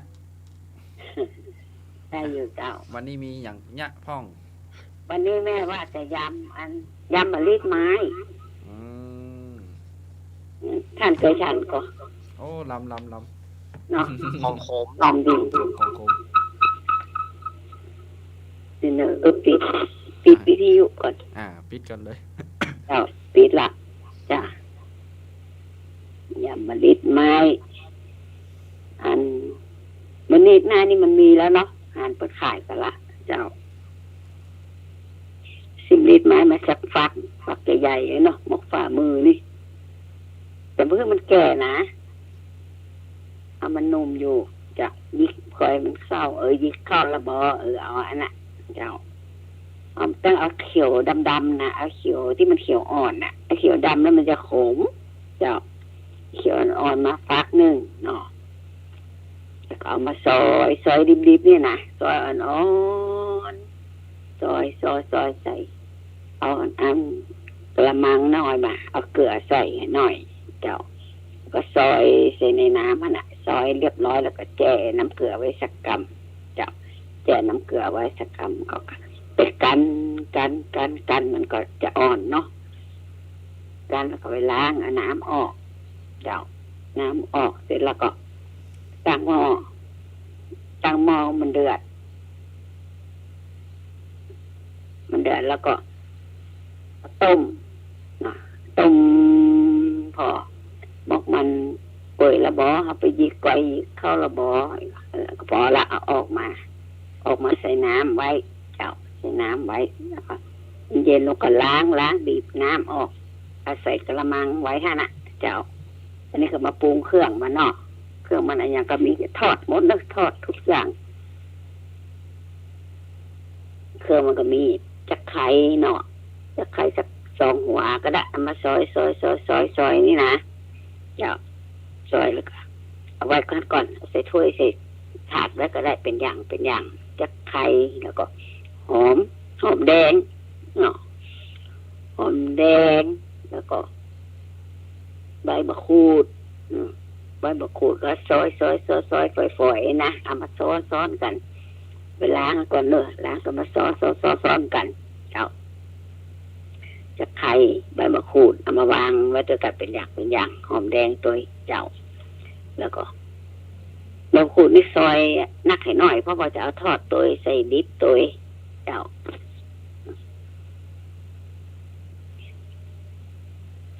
ก็พริกป่นจะพริกป่นไว้ตัวเจ้าหมูจิ้นหมูด้วยเด้อจิ้นหมูติดมันเนี่ยเอาไปคั่วเนี่ยคั่วใส่น้ำมันให้หน่อยเจ้าคั่วมาพอจนสุกแล้วน่ะนี่ใส่น้ำตัวให้หน่อยมันมีน้ำให้หน่อยเพื่อเขาจะเอาไปยำมันรีดไม้นั่นนะเสร็จแล้วก็เอาไปคั่วมันนั้นเรียบร้อยเตรียมไว้หันแล้วเนาะเอารีดไม้มาทำรีดไม้มาก็เอาทอดตะไคร้ก่อนทอดตะไคร้จนกรอบจนเหลืองเนาะทอดตะไคร้เสร็จแล้วก็ทอดใบมะกรูดก็ทอดจนเหลืองนะมันกรอบนะจ้ะทอดถึงดิบใบมะกรูดเนี่ยที่ซอยไว้นะจ้ะเสร็จแล้วก็เอามาใส่ในบะรีดไม้นะเอาหมูเขาใส่เอาตะไคร้ที่เขาทอดนั่นเขาใส่ใบมะกรูดก็ใส่แล้วก็ใส่พริกป่นใส่ชูรสก็ได้ใส่รสดีก็ได้ให้น้ำปลาให้หน่อยเจ้าแล้วก็กลนใส่หอมตัวหอมที่เราซอยไว้นะเอาใส่ตัวนะแล้วก็กลนจิ้มก้อยรสชาติอย่างไรใส่พริกตัวเนื้อมักพริกมักเผ็ดก็ใส่นักมักเผ็ดก็ใส่น้อยเดียวเจ้าแล้วก็ซอยอันน่ะตะกี้ฝรั่งต้นหอมป้อมหอยหน่อยค่ะกลที่ใบมะกรูดดิบมันตัวที่เราซอยไว้น่ะเอามากลด้วยกันจิ้มก้อยอย่างก็เติมเอาคนเดียวแล้วแต่ปากเขาชอบเค็มชอบหวานชอบเผ็ดกะนี่เติมเอาคนเดียวเจ้าเห็นเนาะลำดีเจ้าเจ้าของพี่พรกระเดียวเพื่อน แล้วเด้อ ครับ พี่พรเดียว เลี้ยวแล้ว เข้าบ่แม่วางเนาะ ครับผมได้เลยครับ เจ้าไว้จ่าเจ้า ของพี่พรมีเดียวเพื่อนพี่ตะวันไปครับเสียงมันบอกให้ดีนะครับ ผมเดี๋ยวกำเนาะเดี๋ยวขอปิดเสียงกำนะครับ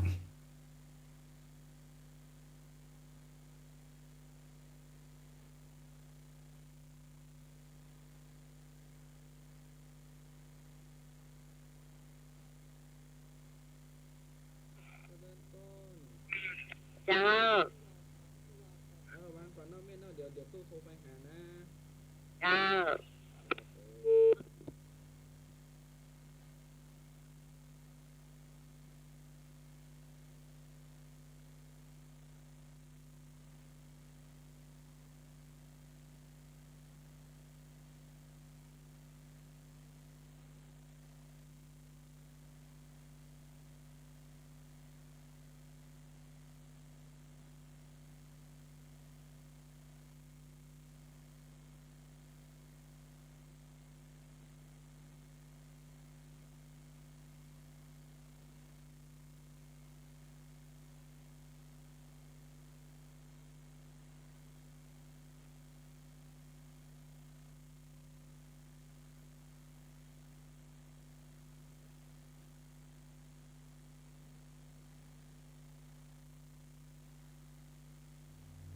จ้าอากาศได้แล้ว จ้ะวันนี้พี่บุญยำพักติดไม้ไปแล้วเนาะเจ้าอันนี้พี่บุญจะยำเหมือนกันเจ้าย ำ มัน เนี่ย จะยำถั่วพลูเจ้าถั่วพลูมันมากตรงไหน จ้า จ้ะถั่วพลูข้างบ้านท่านนั้นนักขนาดเลยเจ้าวิธีทำเนาะเจ้า เอาถั่วพลูล้างให้สะอาดนะเจ้าหั่นฝอยเลยนะเจ้าหั่นฝอยสักถ้วยใหญ่ๆเนาะเจ้าสักถ้วยเขาก็ตั้งหม้อน้ำมันตั้งน้ำให้เดือดนะเจ้า แล้วเราก็ลวกกัน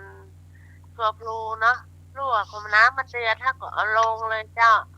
เอาถั่วพลูลงลวกเลยอย่าไปให้เละเนาะมันเ เอาลงลวกสักกำเดียวเขาคนไปคนมากะว่ามันนิ่มแล้วก็เอาก็ปิดไฟเอาวันกระชอนตักตัวปรูขึ้นมาเสด็จน้ำเนาะเมื่อเสด็จน้ำแล้วเขาก็ใส่ถ้วยไว้ก่อนนะเจ้า แล้วก็มีไข่ต้มตัวนี้นะเจ้าเขาต้มไข่สักฟองหรือ2 ฟองก็ได้เจ้า ต้มไว้ก่อนต้มเสร็จแล้วสุกเสร็จแล้วเขาก็แกะเปลือกแกะไข่ไว้เรียบร้อยแล้วก็เตรียมใส่ถ้วยไว้เนาะเจ้า แล้วหอมแดงเตรียมหอมแดงหั่นสัก2-3 หัวนะเจ้าเขาแบ่งเกิงไว้ เอาทอดให้เกิงนะเจ้าตั้งหม้อน้ำมันไฟกลางๆจะไปทอดจะปัจจัยไฟอ่อนและไฟแห้งนะไฟกลางๆทอดแห้งจนเหลืองนะเจ้าพอหอมแดงเหลืองแล้วก็เขาก็ตักขึ้นมานะเจ้ามันจะได้หอมแดงที่กรอบนะเจ้าตักใส่ถ้วยละไว้เนาะเจ้าวิธีทำยำถั่วพลูแล้วก็มีกะทิน้ำมันอย่างน้ำพริกเผามีกะทิแล้วก็หอมแดงนะเจ้ามาใช้พริกป่นเนาะเราใช้น้ำพริกเผาดีกว่านะเจ้าแล้วมันมีมะพร้าวคั่วโดยนะเจ้าเราซื้อมะพร้าวมาสัก10 บาททำมาคั่วไฟอ่อนๆเนาะพอเหลืองเราก็ใส่ถ้วยพักไว้เนาะเจ้าวิธีทำเราก็เอากะทิสัก2 ช้อนโต๊ะนะเจ้ากะทินี่เราใช้กะทิกล่องก็ได้เจ้ากะทิ2 ช้อนโต๊ะแล้วก็เอาน้ำพริกเผา1 ช้อนโต๊ะเจ้ามาละลายให้เท่ากันใส่กระมังเลยเนาะใส่กระมังยำนั่นน่ะจ้ะละลายเสร็จแล้วลืมไปเอาหมูบดนะเจ้าหมูบดเขาก็ลวกก่อนสัก2 ช้อนโต๊ะก็ได้เจ้า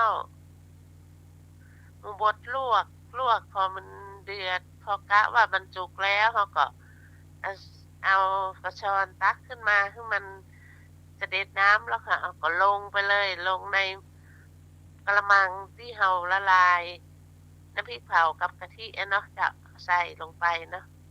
คนให้มันเข้า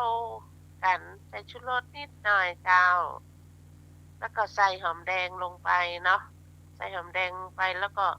หอมแดงสดนะไม่ใช่ทอดเนื้อนะเจ้าหอมแดงทอดนี่เอาไว้โรยตะบนนั่นนะเจ้าพอได้หอมแดงได้ใส่ลงไปแล้วเขาก็เอาถั่วพลูนะเจ้าถั่วพลูที่เขาลวกแล้วเขาก็ลงในกระมังค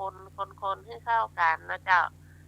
คนเข้ากันแล้วก็เขาก็เอามะพร้าวคั่วนะเจ้าลงคนเลยเจ้าคนใส่จิ้มพอว่ามันมีรสพอดีเนาะประเภทแล้วมันถึงหัวประเภทพอดีเจ้าต้องเอาเผ็ดล้ำมาลำเจ้าคนเสร็จแล้วเขาก็ตักใส่ถ้วยละเสร็จแล้วเรามันจะมีกะทิน้ำพริกเผาหมูบดเนาะหอมแดงแล้วก็ถั่วพลูคนเข้ากันแล้วก็มะพร้าวคั่วเนาะคนให้เข้ากันเนาะอันนี้อย่างแล้วก็ตักใส่จานใส่ถ้วยใส่จานก็ได้จ้ะตักแล้วก็โรยด้วยหอมแดงจ้ะหอมแดงที่เขาทอดเนาะโรยลงไปแล้วกินไข่ต้มที่มาเขาก็พาลูก1 พา4 ซี่แล้วเรียงกันเตียนยำถั่วพูฮะน่ะอันนี้กินจะเข้าหุงเน้อเจ้าถ้าคนก็ชอบข้าวนึ่งกับข้าวนึ่งก็ได้เจ้าอันนี้จะมีรสหวานนิดหน่อยนะเจ้าหอมน้ำพริกเผาเจ้านี่ก็จบละยำถั่วพูเจ้า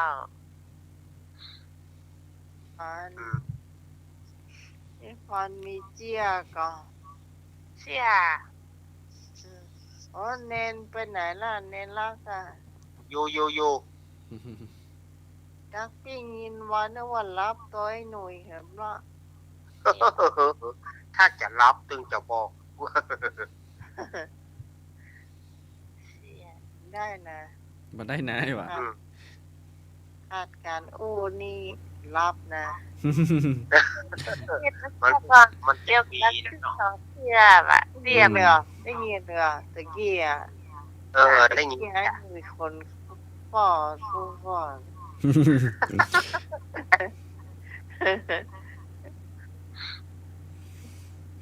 ก็ให้ดูเดี๋ยวแค่ให้อดรับนะครับ อายุแกนักแล้วครับ เอาละเปิ้นรับแล้วนินทาเปิ้นละ เป็น4 ทุ่มอ่ะจะรับนะมันเกิน4 ทุ่มแต่นะครับ อาจจะชุมสายอู้กันนี่2 ทุ่มนี้นัดกันไว้นะ4 ทุ่มบางที3 ทุ่มสาย อืม ยังพัก เดี๋ยวนี้ กำปั้น แฮมน้อยนี่ กำปั้นนะ แฮมน้อยนี่ของเฮานี่ธรรมะคลายเครียดเท่านี้ออกมา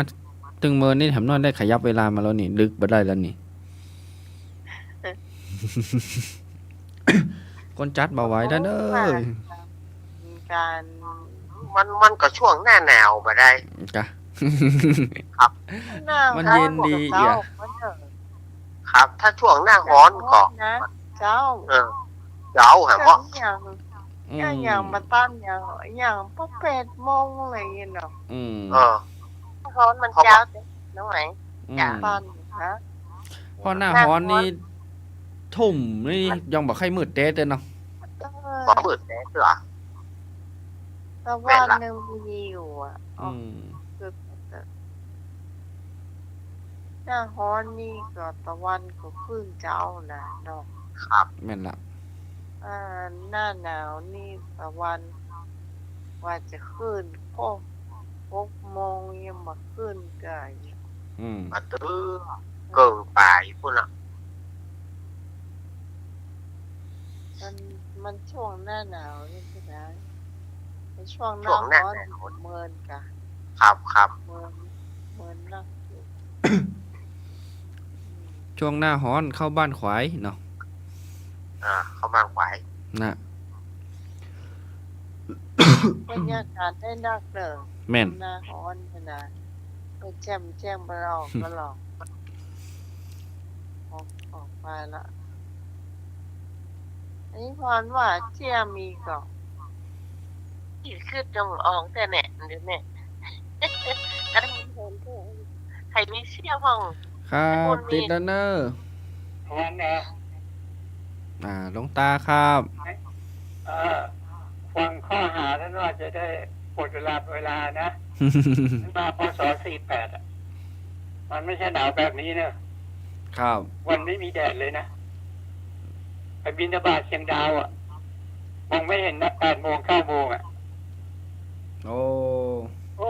48เนี่ยนั่นถ้าจำไม่ผิดจะเป็น48อ่ะ มาปีแรกนี่ไงปีแรกกับปี 2จำไม่ได้นะถ้ามันหนาวจริงๆนะเขาระเบิดหินเนี่ยอยู่ใกล้ระเบิดหินเนี่ย เวลาระเบิดถ้ามีลมนะไม่เป็นไรถ้าไม่มีลมต้องวิ่งหนีอ่ะ มันขึ้นลงตรงอ่ะมันใกล้ระเบิดหินประมาณโลนึงอ่ะเขาผ่าตั้งอ่ะ อืม มัน ครับ มันก็ระเบิดไปเรื่อยๆเนี่ยถ้ามันระงับเนี่ยมันก็กระบดอ่ะเนี่ยมันเข้าไปประมาณ30%อ่ะหนาวมากเลยใช่ไหมปีนั้นอ่ะที่มันหนาวนี่มันไม่เท่าไหร่นะยังไม่ได้ครึ่งมันอะกลางคืนนี้รู้สึกก็จะเป็น3 ผืน 4 ผืนอ่ะกลางวันนี้ไม่ต้องพูดถึงอ่ะมันไม่มีแดดจริงๆนะเฉพาะหน้าหนาวอ่ะเขาเรียกเหมยช้างหรือเหมยคาบอะไรก็ไม่รู้ทางบ้านเขาเรียกหมอกนั่นแหละนั้นโดนเต็มๆเลยปีนั้นน่ะ ครับ ตั้งเชียงดาวอะครับหลวงตา นี่มันไป9 โมง 8 โมงนี่มันมองไม่เห็นนะที่กาดที่ริมถนนนะไม่เห็นนะเป็นฟันขโมงอยู่กันนะต้นหญ้าเนี่ยเป็นเกล็ดเลยต้นหญ้าเนี่ยที่มันนะเราเหยียบลงไปนี่เป็นเกล็ดเลยนะเขาเรียกอะไรก็ไม่รู้แสงก็ไม่แน่ใจ เมฆคณิงหวยขับ ครับ ตอนนี้ก็ไม่เท่าไหร่หน้าหนาวนี่เวลายี่เป่งนี่มันก็จบแล้วอะตอนหลังๆเนี่ย มีปีนี้รู้สึกว่ามันเย็นนะมันจะเป็นอากาศที่เย็นมากกว่า มีลมมาโชยๆอ่ะ ครับ พี่ชอยก็วิวแล้วจิมก็ไม่มีลมเนี่ยมันหนาวเย็นยังไงไม่รู้ ยีที่มาเนี่ยไม่ใช่หนาวเย็นมันหนาวจริงๆอ่ะ4 ผืนไม่อยู่จริงนะอาจารย์นะครับ โอ้ผม5-4 ผืนไม่อยู่นี่สุดยอดนะครับ จริง4 ผืนไม่อยู่ยังไม่ได้พูดทรงนะแต่พูดจริงๆนะ4 ผืนเนี่ยจีวรมันมีหลายขนาดใช่ไหมครบเข้าเป็น2 ชั้นสมมุตินะแล้วก็ข้างบนก็เป็นผ้านวมแล้วไปผ้าขนแล้วก็ไปผ้าสักการะของทหารเนี่ยเข้ามาจากกรุงเทพนะครับ ทหารเป็นมีตาเดี๋ยวไปเป็นผ้าแบบกำมะหยี่หรือเปล่านั่นแน่นอนเลยอยู่ข้างบนนะมันรู้ว่าหายไปจากไหนไม่รู้มีอยู่ผืนสีเขียวของทหารบกเอามาจากกรุงเทพมาจากไหนไม่รู้ครูบาก็เอาดูที่ดูแลอยู่ ฟังหนู เอามา นิ ให้ ดนึงหนูตา แต่ปืน ยา นั้น ว มัน ผ้า โผล่ ห่ คน ม ก็อยู่แล้ว ใหญ่อะ เป็นสกลาดแต่ไม่สงสัย ไว้ข้างล่าง ผ้าไม่หนาแล้วผ้ามันก็บางแต่ผืนบนเนี่ยแจ๋วกว่าเพื่อนอะยีวรมีหลายขนาดขนาดใหญ่แล้วก็ทบได้ก็ในเท่ากับ2 ผืนเท่าผืนหนึ่ง เดี๋ยวให้หลวงตา แล้วก็ผ้าขน มา ผ้านวม แล้วก็ไปผ้าสักลาดที่มันผืนที่4แล้วจำไม่ผิดแล้วมันหนาวจริงๆนั่นน่ะโอ้ปีนั้นน่ะสุดยอดฉันไม่เคยเจอ แต่อยู่ที่บ้านเนี่ยสมุทรสงครามนี่ก็7 วัน 7 คืนนี่ไม่ได้พูดทรงนะน้ำท่วมนะอยู่ประชาก่อนที่จะเอาให้ฟังไปหนแล้วอยู่ประชาเนี่ยเดินไปได้น้ำท่วมต้องทกหัวเข่าขึ้น6 บามเนี่ยตามันเปียกอะผมอยู่ประชาเลยทุกคนเนี่ยอยู่ใกล้โคนตะเคียนเจอยังฉันบ้างไหมล่ะ ฮะ ครับ ไม่เจอยังฉันโดนไม่ได้ครึ่งอย่างหรอกมันลำบากจริงๆนะอาจารย์นี่ไม่ได้โม้นะลำบากมากสมัยก่อนไปไหนได้3 โลนะไปกลับคือเพิ่ม6 โล 7 โล 4 โลแล้วแต่กลับไปบ้านเนี่ยประมาณ3 โลไปกลับ4 โลประเมินเพราะที่บ้านเนี่ยมันเป็นที่สวนมีลำคลองลำห้วยน้ำคลองน้ำเนี่ยฝนตกเนี่ยมันจะท่วมไปถึงนู่นเลยมันใกล้ทะเลหมดประมาณสัก70 โล 40 โลเนี่ยมันสูงขึ้นไปอีกแต่ข้างบนนี่มันสูงมันน้ำก็ไหลไปเรื่อยที่ในหลวงแกปิดเขื่อนน่ะก็ช่วยได้เยอะสมัยก่อนไม่ไหวแล้วโอ้โหมันท่วมตลอดเลยนะ7 วัน 7 คืนมันตกจริงๆนะอาจารย์นะไม่ใช่พูดเล่นนะตกดูอย่างนั้นแหละไม่หยุดอ่ะแต่ไม่หนักนะมีหนักบ้างเบาบ้างแต่ส่วนมากจะตกอยู่เนี้ยปล่อยเนี่ยน้ำท่วมอ่ะอาจารย์เขาล้างตกก็ยังอะไรเหรอ เอาละนะ ฮัลโหล ครับ โอเคนะคะหลวงตา ใครมารับไปยัง ครับ ถ้าจะ หมดเวลาบ้างอีก15 ทีได้มั้งประเมิน ครับผ เอา ม ละค่ะ ยังต้องสู้ชีวิตไปเนาะ ครับผมครับ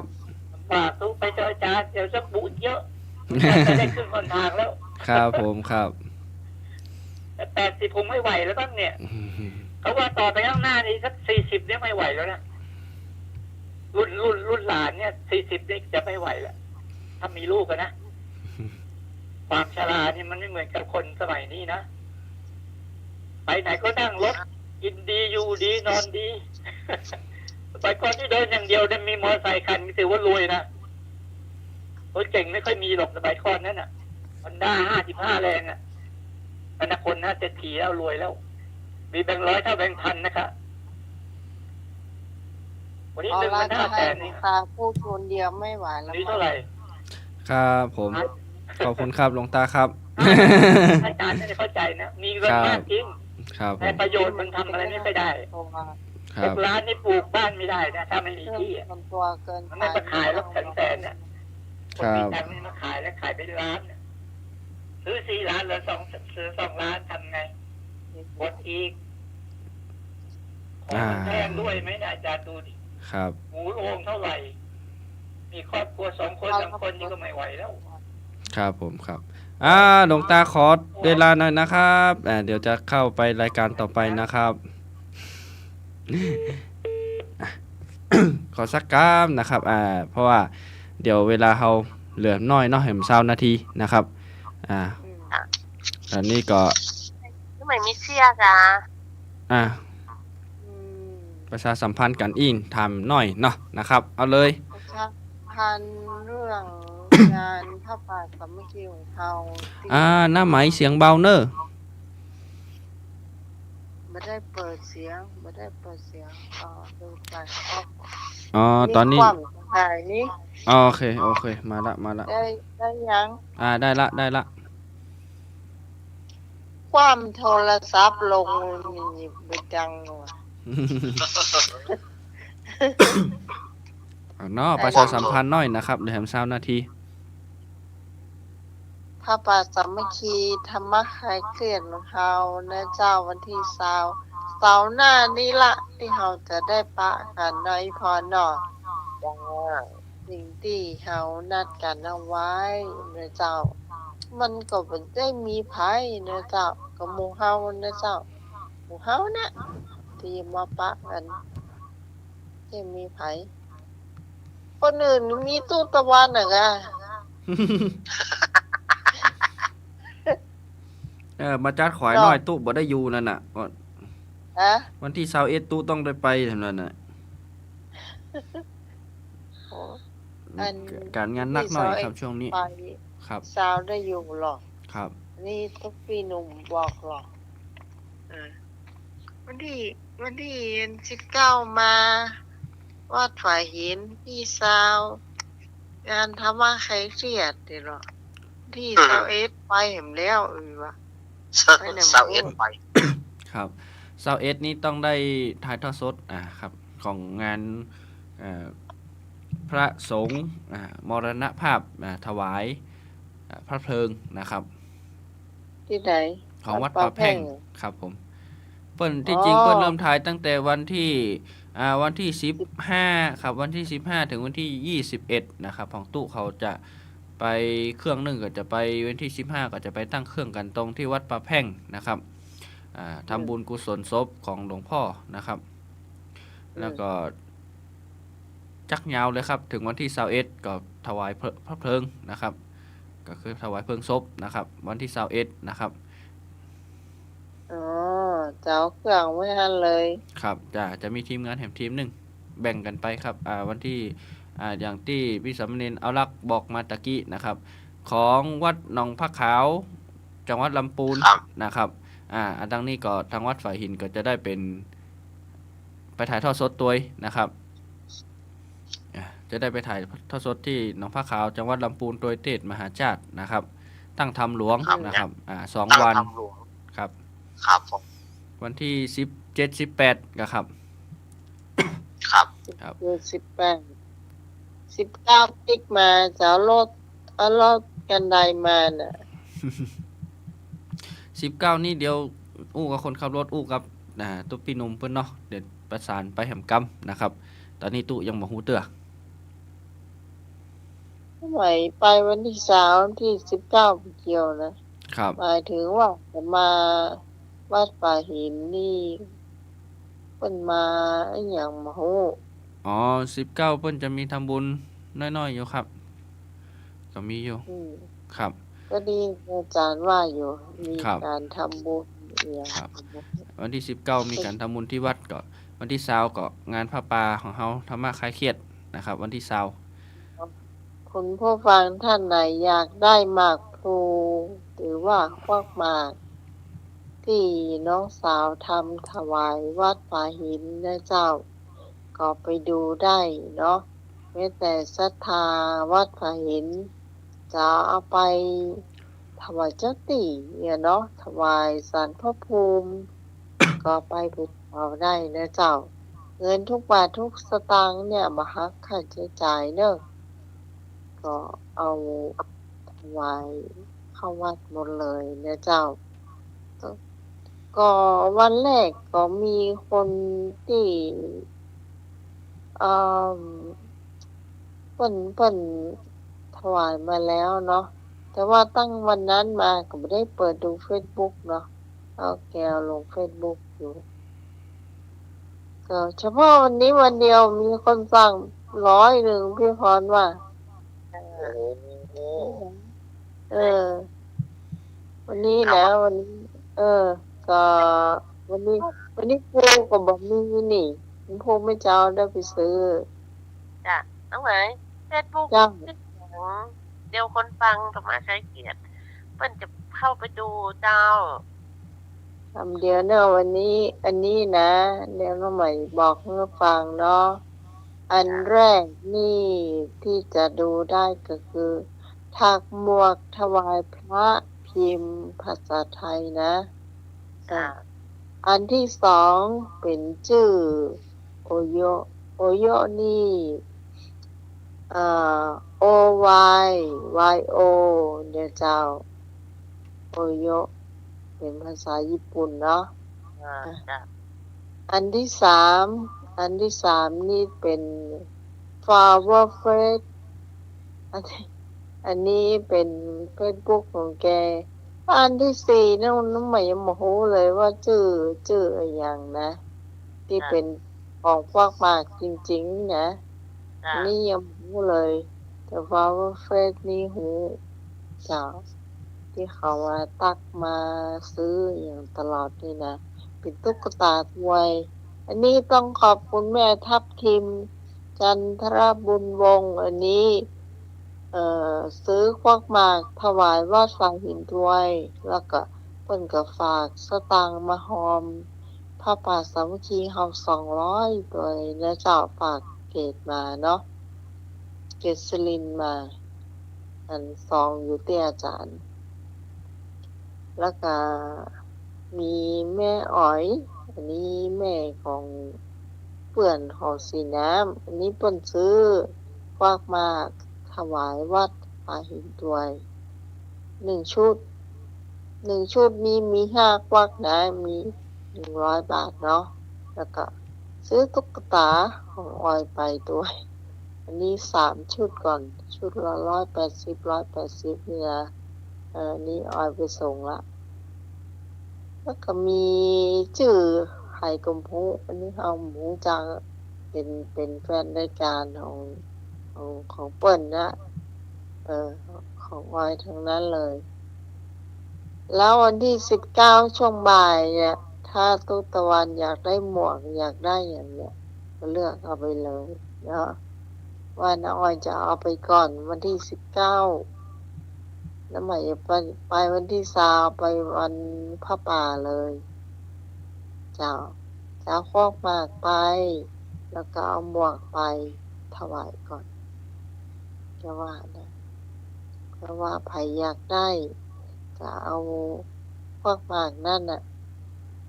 เอาหยอดตู้ไว้เลยเนาะนี่สำหรับหมู่เฮานี่ก็ตึงจะป้ากันอยู่แล้วถวายเพลง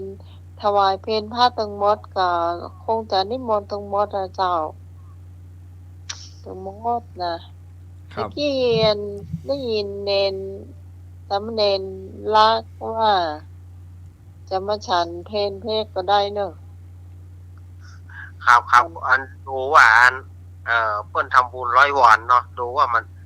ก็จะแล้วกี่โมงถ้าว่าแล้วเจ้าก็จะตีตัวลวดเลยจ้าครับเพราะไม่เป็นอย่างก็เป็นซาลาเปาไว้ให้เก่งก็ได้มีปัญหามาเป็นปัญหาอย่างสักอย่างว่ากันเอาม่วนถ้าตามกันแต่มันถ้าสัก10 โมงก็จะตานอยู่ตานง่ะครับถ้าก็ได้หรอครับเนาะอย่าได้ก็อย่าได้ไปพวกครับมาก็ได้9 โมงบ่เกิน9 โมงก็น้อยพอเนาะจ้าเพราะว่าท่านเจ้าวาดเพิ่นจะทำบุญเพื่อป้าเพิ่นทำบุญ100 วันเนาะเพิ่นก็บอกว่าก่อนเพลแน่เนอะถ้าหวานมันเจ้าเฮาก็ได้ออกเจ้าเฮาก็อย่ามาจับกันแต่ว่าแต่ความจริงนั้นไม่ได้หูไหนพรเลยอ่ะเหมือนการเบี้ยงแห่เหมือนการเบี้ยงแห่เอาไปเลยอ่ะบ่เคยหูเลยว่าวันนั้นวันดีวันนั้นวันเสียจำได้ว่ามีอยู่เตื้อที่เฮา มีงานน่ะ ตอนนั้นทุกวันก็ให้อยู่ อืม เทียนเอาทำบุญวันที่6อ่ะมกราแล้วมีหลวงตา ครูบาบุญชุ่มอ่ะ อืม มาจำได้เหรอโอ้ยรถติดเนี่ยโมสักโมยเตอร์ซัมมาติดหวังนี่เห็นนะที่มาสายตั้งบ้านเฮาเนี่ย อืม คนนำตังมาก็เข้าไปหลงตาง อืม อาจารย์นำตังหรือคนนำมาป้าไปลงเห็นเหมือนขนาดเลย ม่วน อาจาร นะ ย์มากับได้เป็นอย่างอุบาบุญจุ่มมาปะโถคนนักแตะนักวายเนี่ย อืม เนี่ย มัน มันบาง เป็น ที ไง มันก็ไม่รู้เนาะว่า มันเป็นวันดีอะเนาะ ครับ เออเลี้ยงแหไปเลยมันต้องเจอวันดีมันเคยเจอวันเสีย บ่มี มันดีมดเนาะที่เรา ดีม จะ ด ดี จ้า พอทุกเจ้าป่านปอนเท่ากันเนาะ นะจะในวันนี้ก็เป็นวันนี้ แม่นอะถ้าว่าเป็นวันเสียแน่นั้นสงสัยถ้าเจอแมงมันจอมนี่นะถ้าได้ยกหนีเนาะ ได้กินละ ได้กิน เนี่ยว่านั่นกัน ว่าพี่พรยำเพชรเฟืองแถลำเหมือนกันเนาะช่วงนี้มันยำเนาะ จ้าย ำเพชรเฟือง เห็ดเฟือง วันนี้นะจะบอกวันนี้น้องขี่ข้าวกระโถดินเนี่ย1 แหนะ เจเนาะ แหนะ นั้นก็นานสมบูรณ์เนี่ยอาจารย์วาดรันตัน มาถึงบ้านเราเลยมาถึงแล้วก็ไข้หัว ตัวกินข้าวก็เป็นอย่างก็ที่เขาไข้หัวตัวไอ้ละ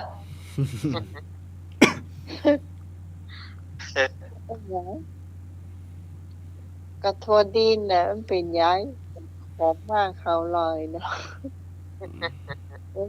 เป็นเขาไข้หัวมันเป็นคนเท่าเลยเนาะแกว่า กินได้เลยอะเนาะอายุนักละเขาไม่ค่อยกินเจนอย่างเท่าไหร่มากกว่าซอย จ้า มันก็เล่า ล้ำอะไรยังตู้นี่ขาดน้ำพริกบ่ได้เดี๋ยวเนี้อย่างคนเท่าล่ะ อ่า มีน้ำพริกอย่างล้ำละ มีน้ำพริก ที่ อย่าง อย่าง น้ำพริกอย่างก็ได้จะขออย่ามันซ้ำกัน3 วันรวดก็แล้วกัน นั่นน้ำใหม่อย่าบอกถ้าสมมุติเป็นน้ำพริกแดงนี่นะ อืม สมมติว่าเป็นน้ำพริกแดง มันเป็นก้นถ้วยไรเนาะมันจะไปยากมันอย่างเขาให้มันลำเนี่ยเอาไปทอดจ้ะ อืมอันนี้บีบมะกอกใส่ เอาไปทอดเลย อืม อ๋อ ลองดูถ้ามันจะลำเอาไปทอดน้ำพริกแดงอ่ะเพื่อมันแห้งก้นถ้วยเนาะ เออ หมอมดเนี่ย เอาเคาะไปทอดเป็นน้ำมันนิดหน่อยรับรองคราวนี้อร่อยแน่ อืม ทอดน้ำตาลหมาย ฮะ เอาใส่ทาข้าวเอาไปปิ้งใส่อย่างหอมลำน้ำพริกตาแดงอ่ะ แล้วแม่น้องก็มาฮื้อน้องมาเต้นะน้องกินหัวดินกับข้าว ก็ล้ำนะ ถ้าหันกินโทดินกับข้าวนี่มันก็ล้ำไปอย่าง ท เฮาก็เคยกินแล้วเฮาเคยว่าแล้วเฮาเคยกินหรอ ำ โทดินเนี่ยโทดิสงนี่นะ เออ ต้มหรือนึ่ง นึ่ง อืม มีนึ่ง หวานนะถ้าเราเอามาใหม่ๆนี่หวานขนาดนะ เมื่อก่อนนี่อันมากกันนั่นเม็ดผมว่าหิมพานต์เป็นปีอ่ะ กินจนก้ายอ่ะคือถอดอะเอาปิ้งนะ อันมันน้องไหม ถ้าขยากนี่ขยาก อืม เอาละกินเข้าไป กินติ๊กกินปีนะจำได้อยู่ อืม จนพอแล้ว จนเบื่อ มัน แล้ว บอกว่าเมาแล้วนะคำนั้นนะนี่ขยะกระเมมันเนอะ อืม อันนี้กระเมนี่ขี้ไก่ด่ะ อืม มันก็เรื่องนะไก่ละเมาเนอะเนี่ย อืม แต่เป็นคนดีเนี่ยเอากินแล้วไก่ละเมาแล้วอืม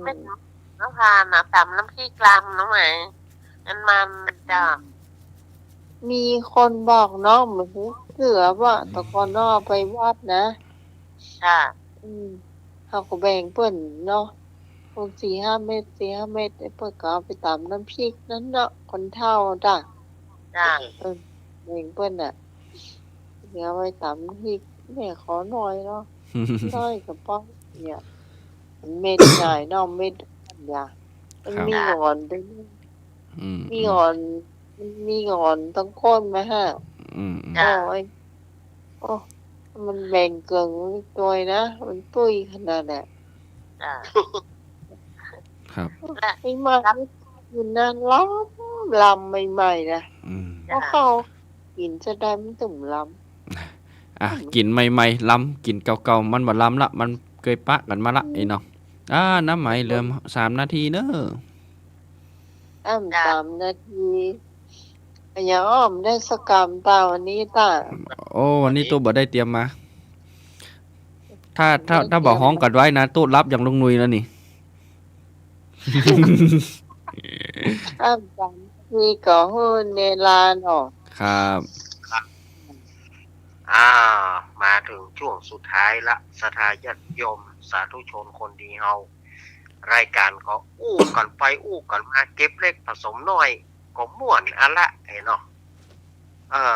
สัพเพเหระหลายๆเรื่องหลายๆราวเฮามาอู้กันก็ม่วนพอดีเหมือนกันอู้ไปอู้มาเวลาจะหมดแถมละ พูกก็ปากันแถมเนาะวันพูกก็มาปะกันแถมตั้งแต่3 ทุ่มถึงเที่ยงคืนโดยประมาณเนาะในทีมงานทำคลายเครียด จะไปลืมเนอะเสาร์หน้าเฮานัดปะกันที่วัดไฝหินงานผ้าป่าสามัคคีเป็นเรียกว่าผ้าป่าของธรรมะคลายเครียดเราจะได้ไปปะกันในวันที่20นี่ เขา ก็ ต้องบอกไผนะที่เป็นคนอื่นนะเขาบอกไผ ครับ เนาะ ป้ากับแม่กันน้องไหมมา ฮะ ใครจะมาจ้ะถ้าปลาเนี่ยใครจะมาก็มาจ้ะ ง่ายกัน พอเข้ามาโตยอย่าน้ำไหมบอก คนแปลกหน้าเขาบ่ค่อยต้อนรับนะ เนาะเนี่ยอู้กันไปอู้กันมาม่วนแต่ละสถานญาติโยมแต่ว่ามันจำกัดด้วยเวลาละพวกไปปากันพวกไปอู้กันแถม ผมว่า ครับ เจ้า วันนี้ขอบคุณท่านอาจารย์วิสุวัฒน์ครับผม วันนี้ที่เอื้อเฟื้อรายการเอื้อเฟื้อเวลาด้วยดีเสมอมาขอบคุณทุกปีตะวันนะครับผม ครับ แล้วก็ขอบคุณโยมปี่พิสมัยเนอร์ เจ้า วันนี้มาปะกัน วันนี้อยู่ครบเทอมหน่อยวันนี้ ขอบคุณดีกับแม่พรด้วยเนอร์ จ้า พวกก็ปากันแถมแล้วก็อนุโมทนาบุญกับธรรมะคลายเครียด ท่านผู้ฟังที่ฟังรายการด้วยดีเสมอมา คืนนี้รับดีฝันดีเนอร์ ปีใหม่ พบแต่สิ่งที่ใหม่ๆสิ่งใดที่มันบ่ดีบ่งามก็เอาขว้างทิ้งไปท้อได้ห้ามถอยนะครับอย่างโยมปี่อู้ตะกี้เนาะท้อได้ห้ามถอย อย่าถอย นี่ก็เอากล้วยมาปากันแถมวันพุธแล้วก็เสาร์หน้านั่นปากันเน้อวัดไฟหินเนาะขอสถานญาติโยมอยู่ดีมีสุขเหมือนกันทุกผู้ทุกคนเน้ออายุวันโนสุขังพลังขอเจริญพร อย่างทุกกราบพระสาเจ้า ครับ จ้ะ วางแล้วเนอะ เจ้า เปิดเพลง ขอ เนาะ บคุณ เจริญพร พระโมวิสวัตวรกิจจอผู้ในวยการสถานีผู้ควบคุมเสียงเนาะขอบคุณลูกเนนลูกเนนอีกแล้วเห็น ติด2 รอบละ ลูกตุ๊กเนี่ย ครับ ถ้าโดนแบบนั่นเนาะถ้าโดนปั๊บนี่ถ้าโดนหลายรอบละ 2 กระทงล่ะ ต้องกระทง ครับผมวันนี้เนาะ ทุกๆวันที่มาช่วยในรายการจนจบรายการนะเจ้า แล้วก็ขอบคุณพี่พรด้วยที่อยู่จนเป็นเพื่อนกันจบรายการนะเจ้า วันนี้ข้าเจ้าพี่สมัยสุริยนต์เจ้า ต้องลาคุณผู้ฟังไปเพียงตัวนี้ก่อนเราจะมาพบปะกันใหม่ โดยทีมงานธรรมะคลายเครียด 3 ทุ่มถึงเที่ยงคืนพรุ่งนี้ สวัสดีเจ้า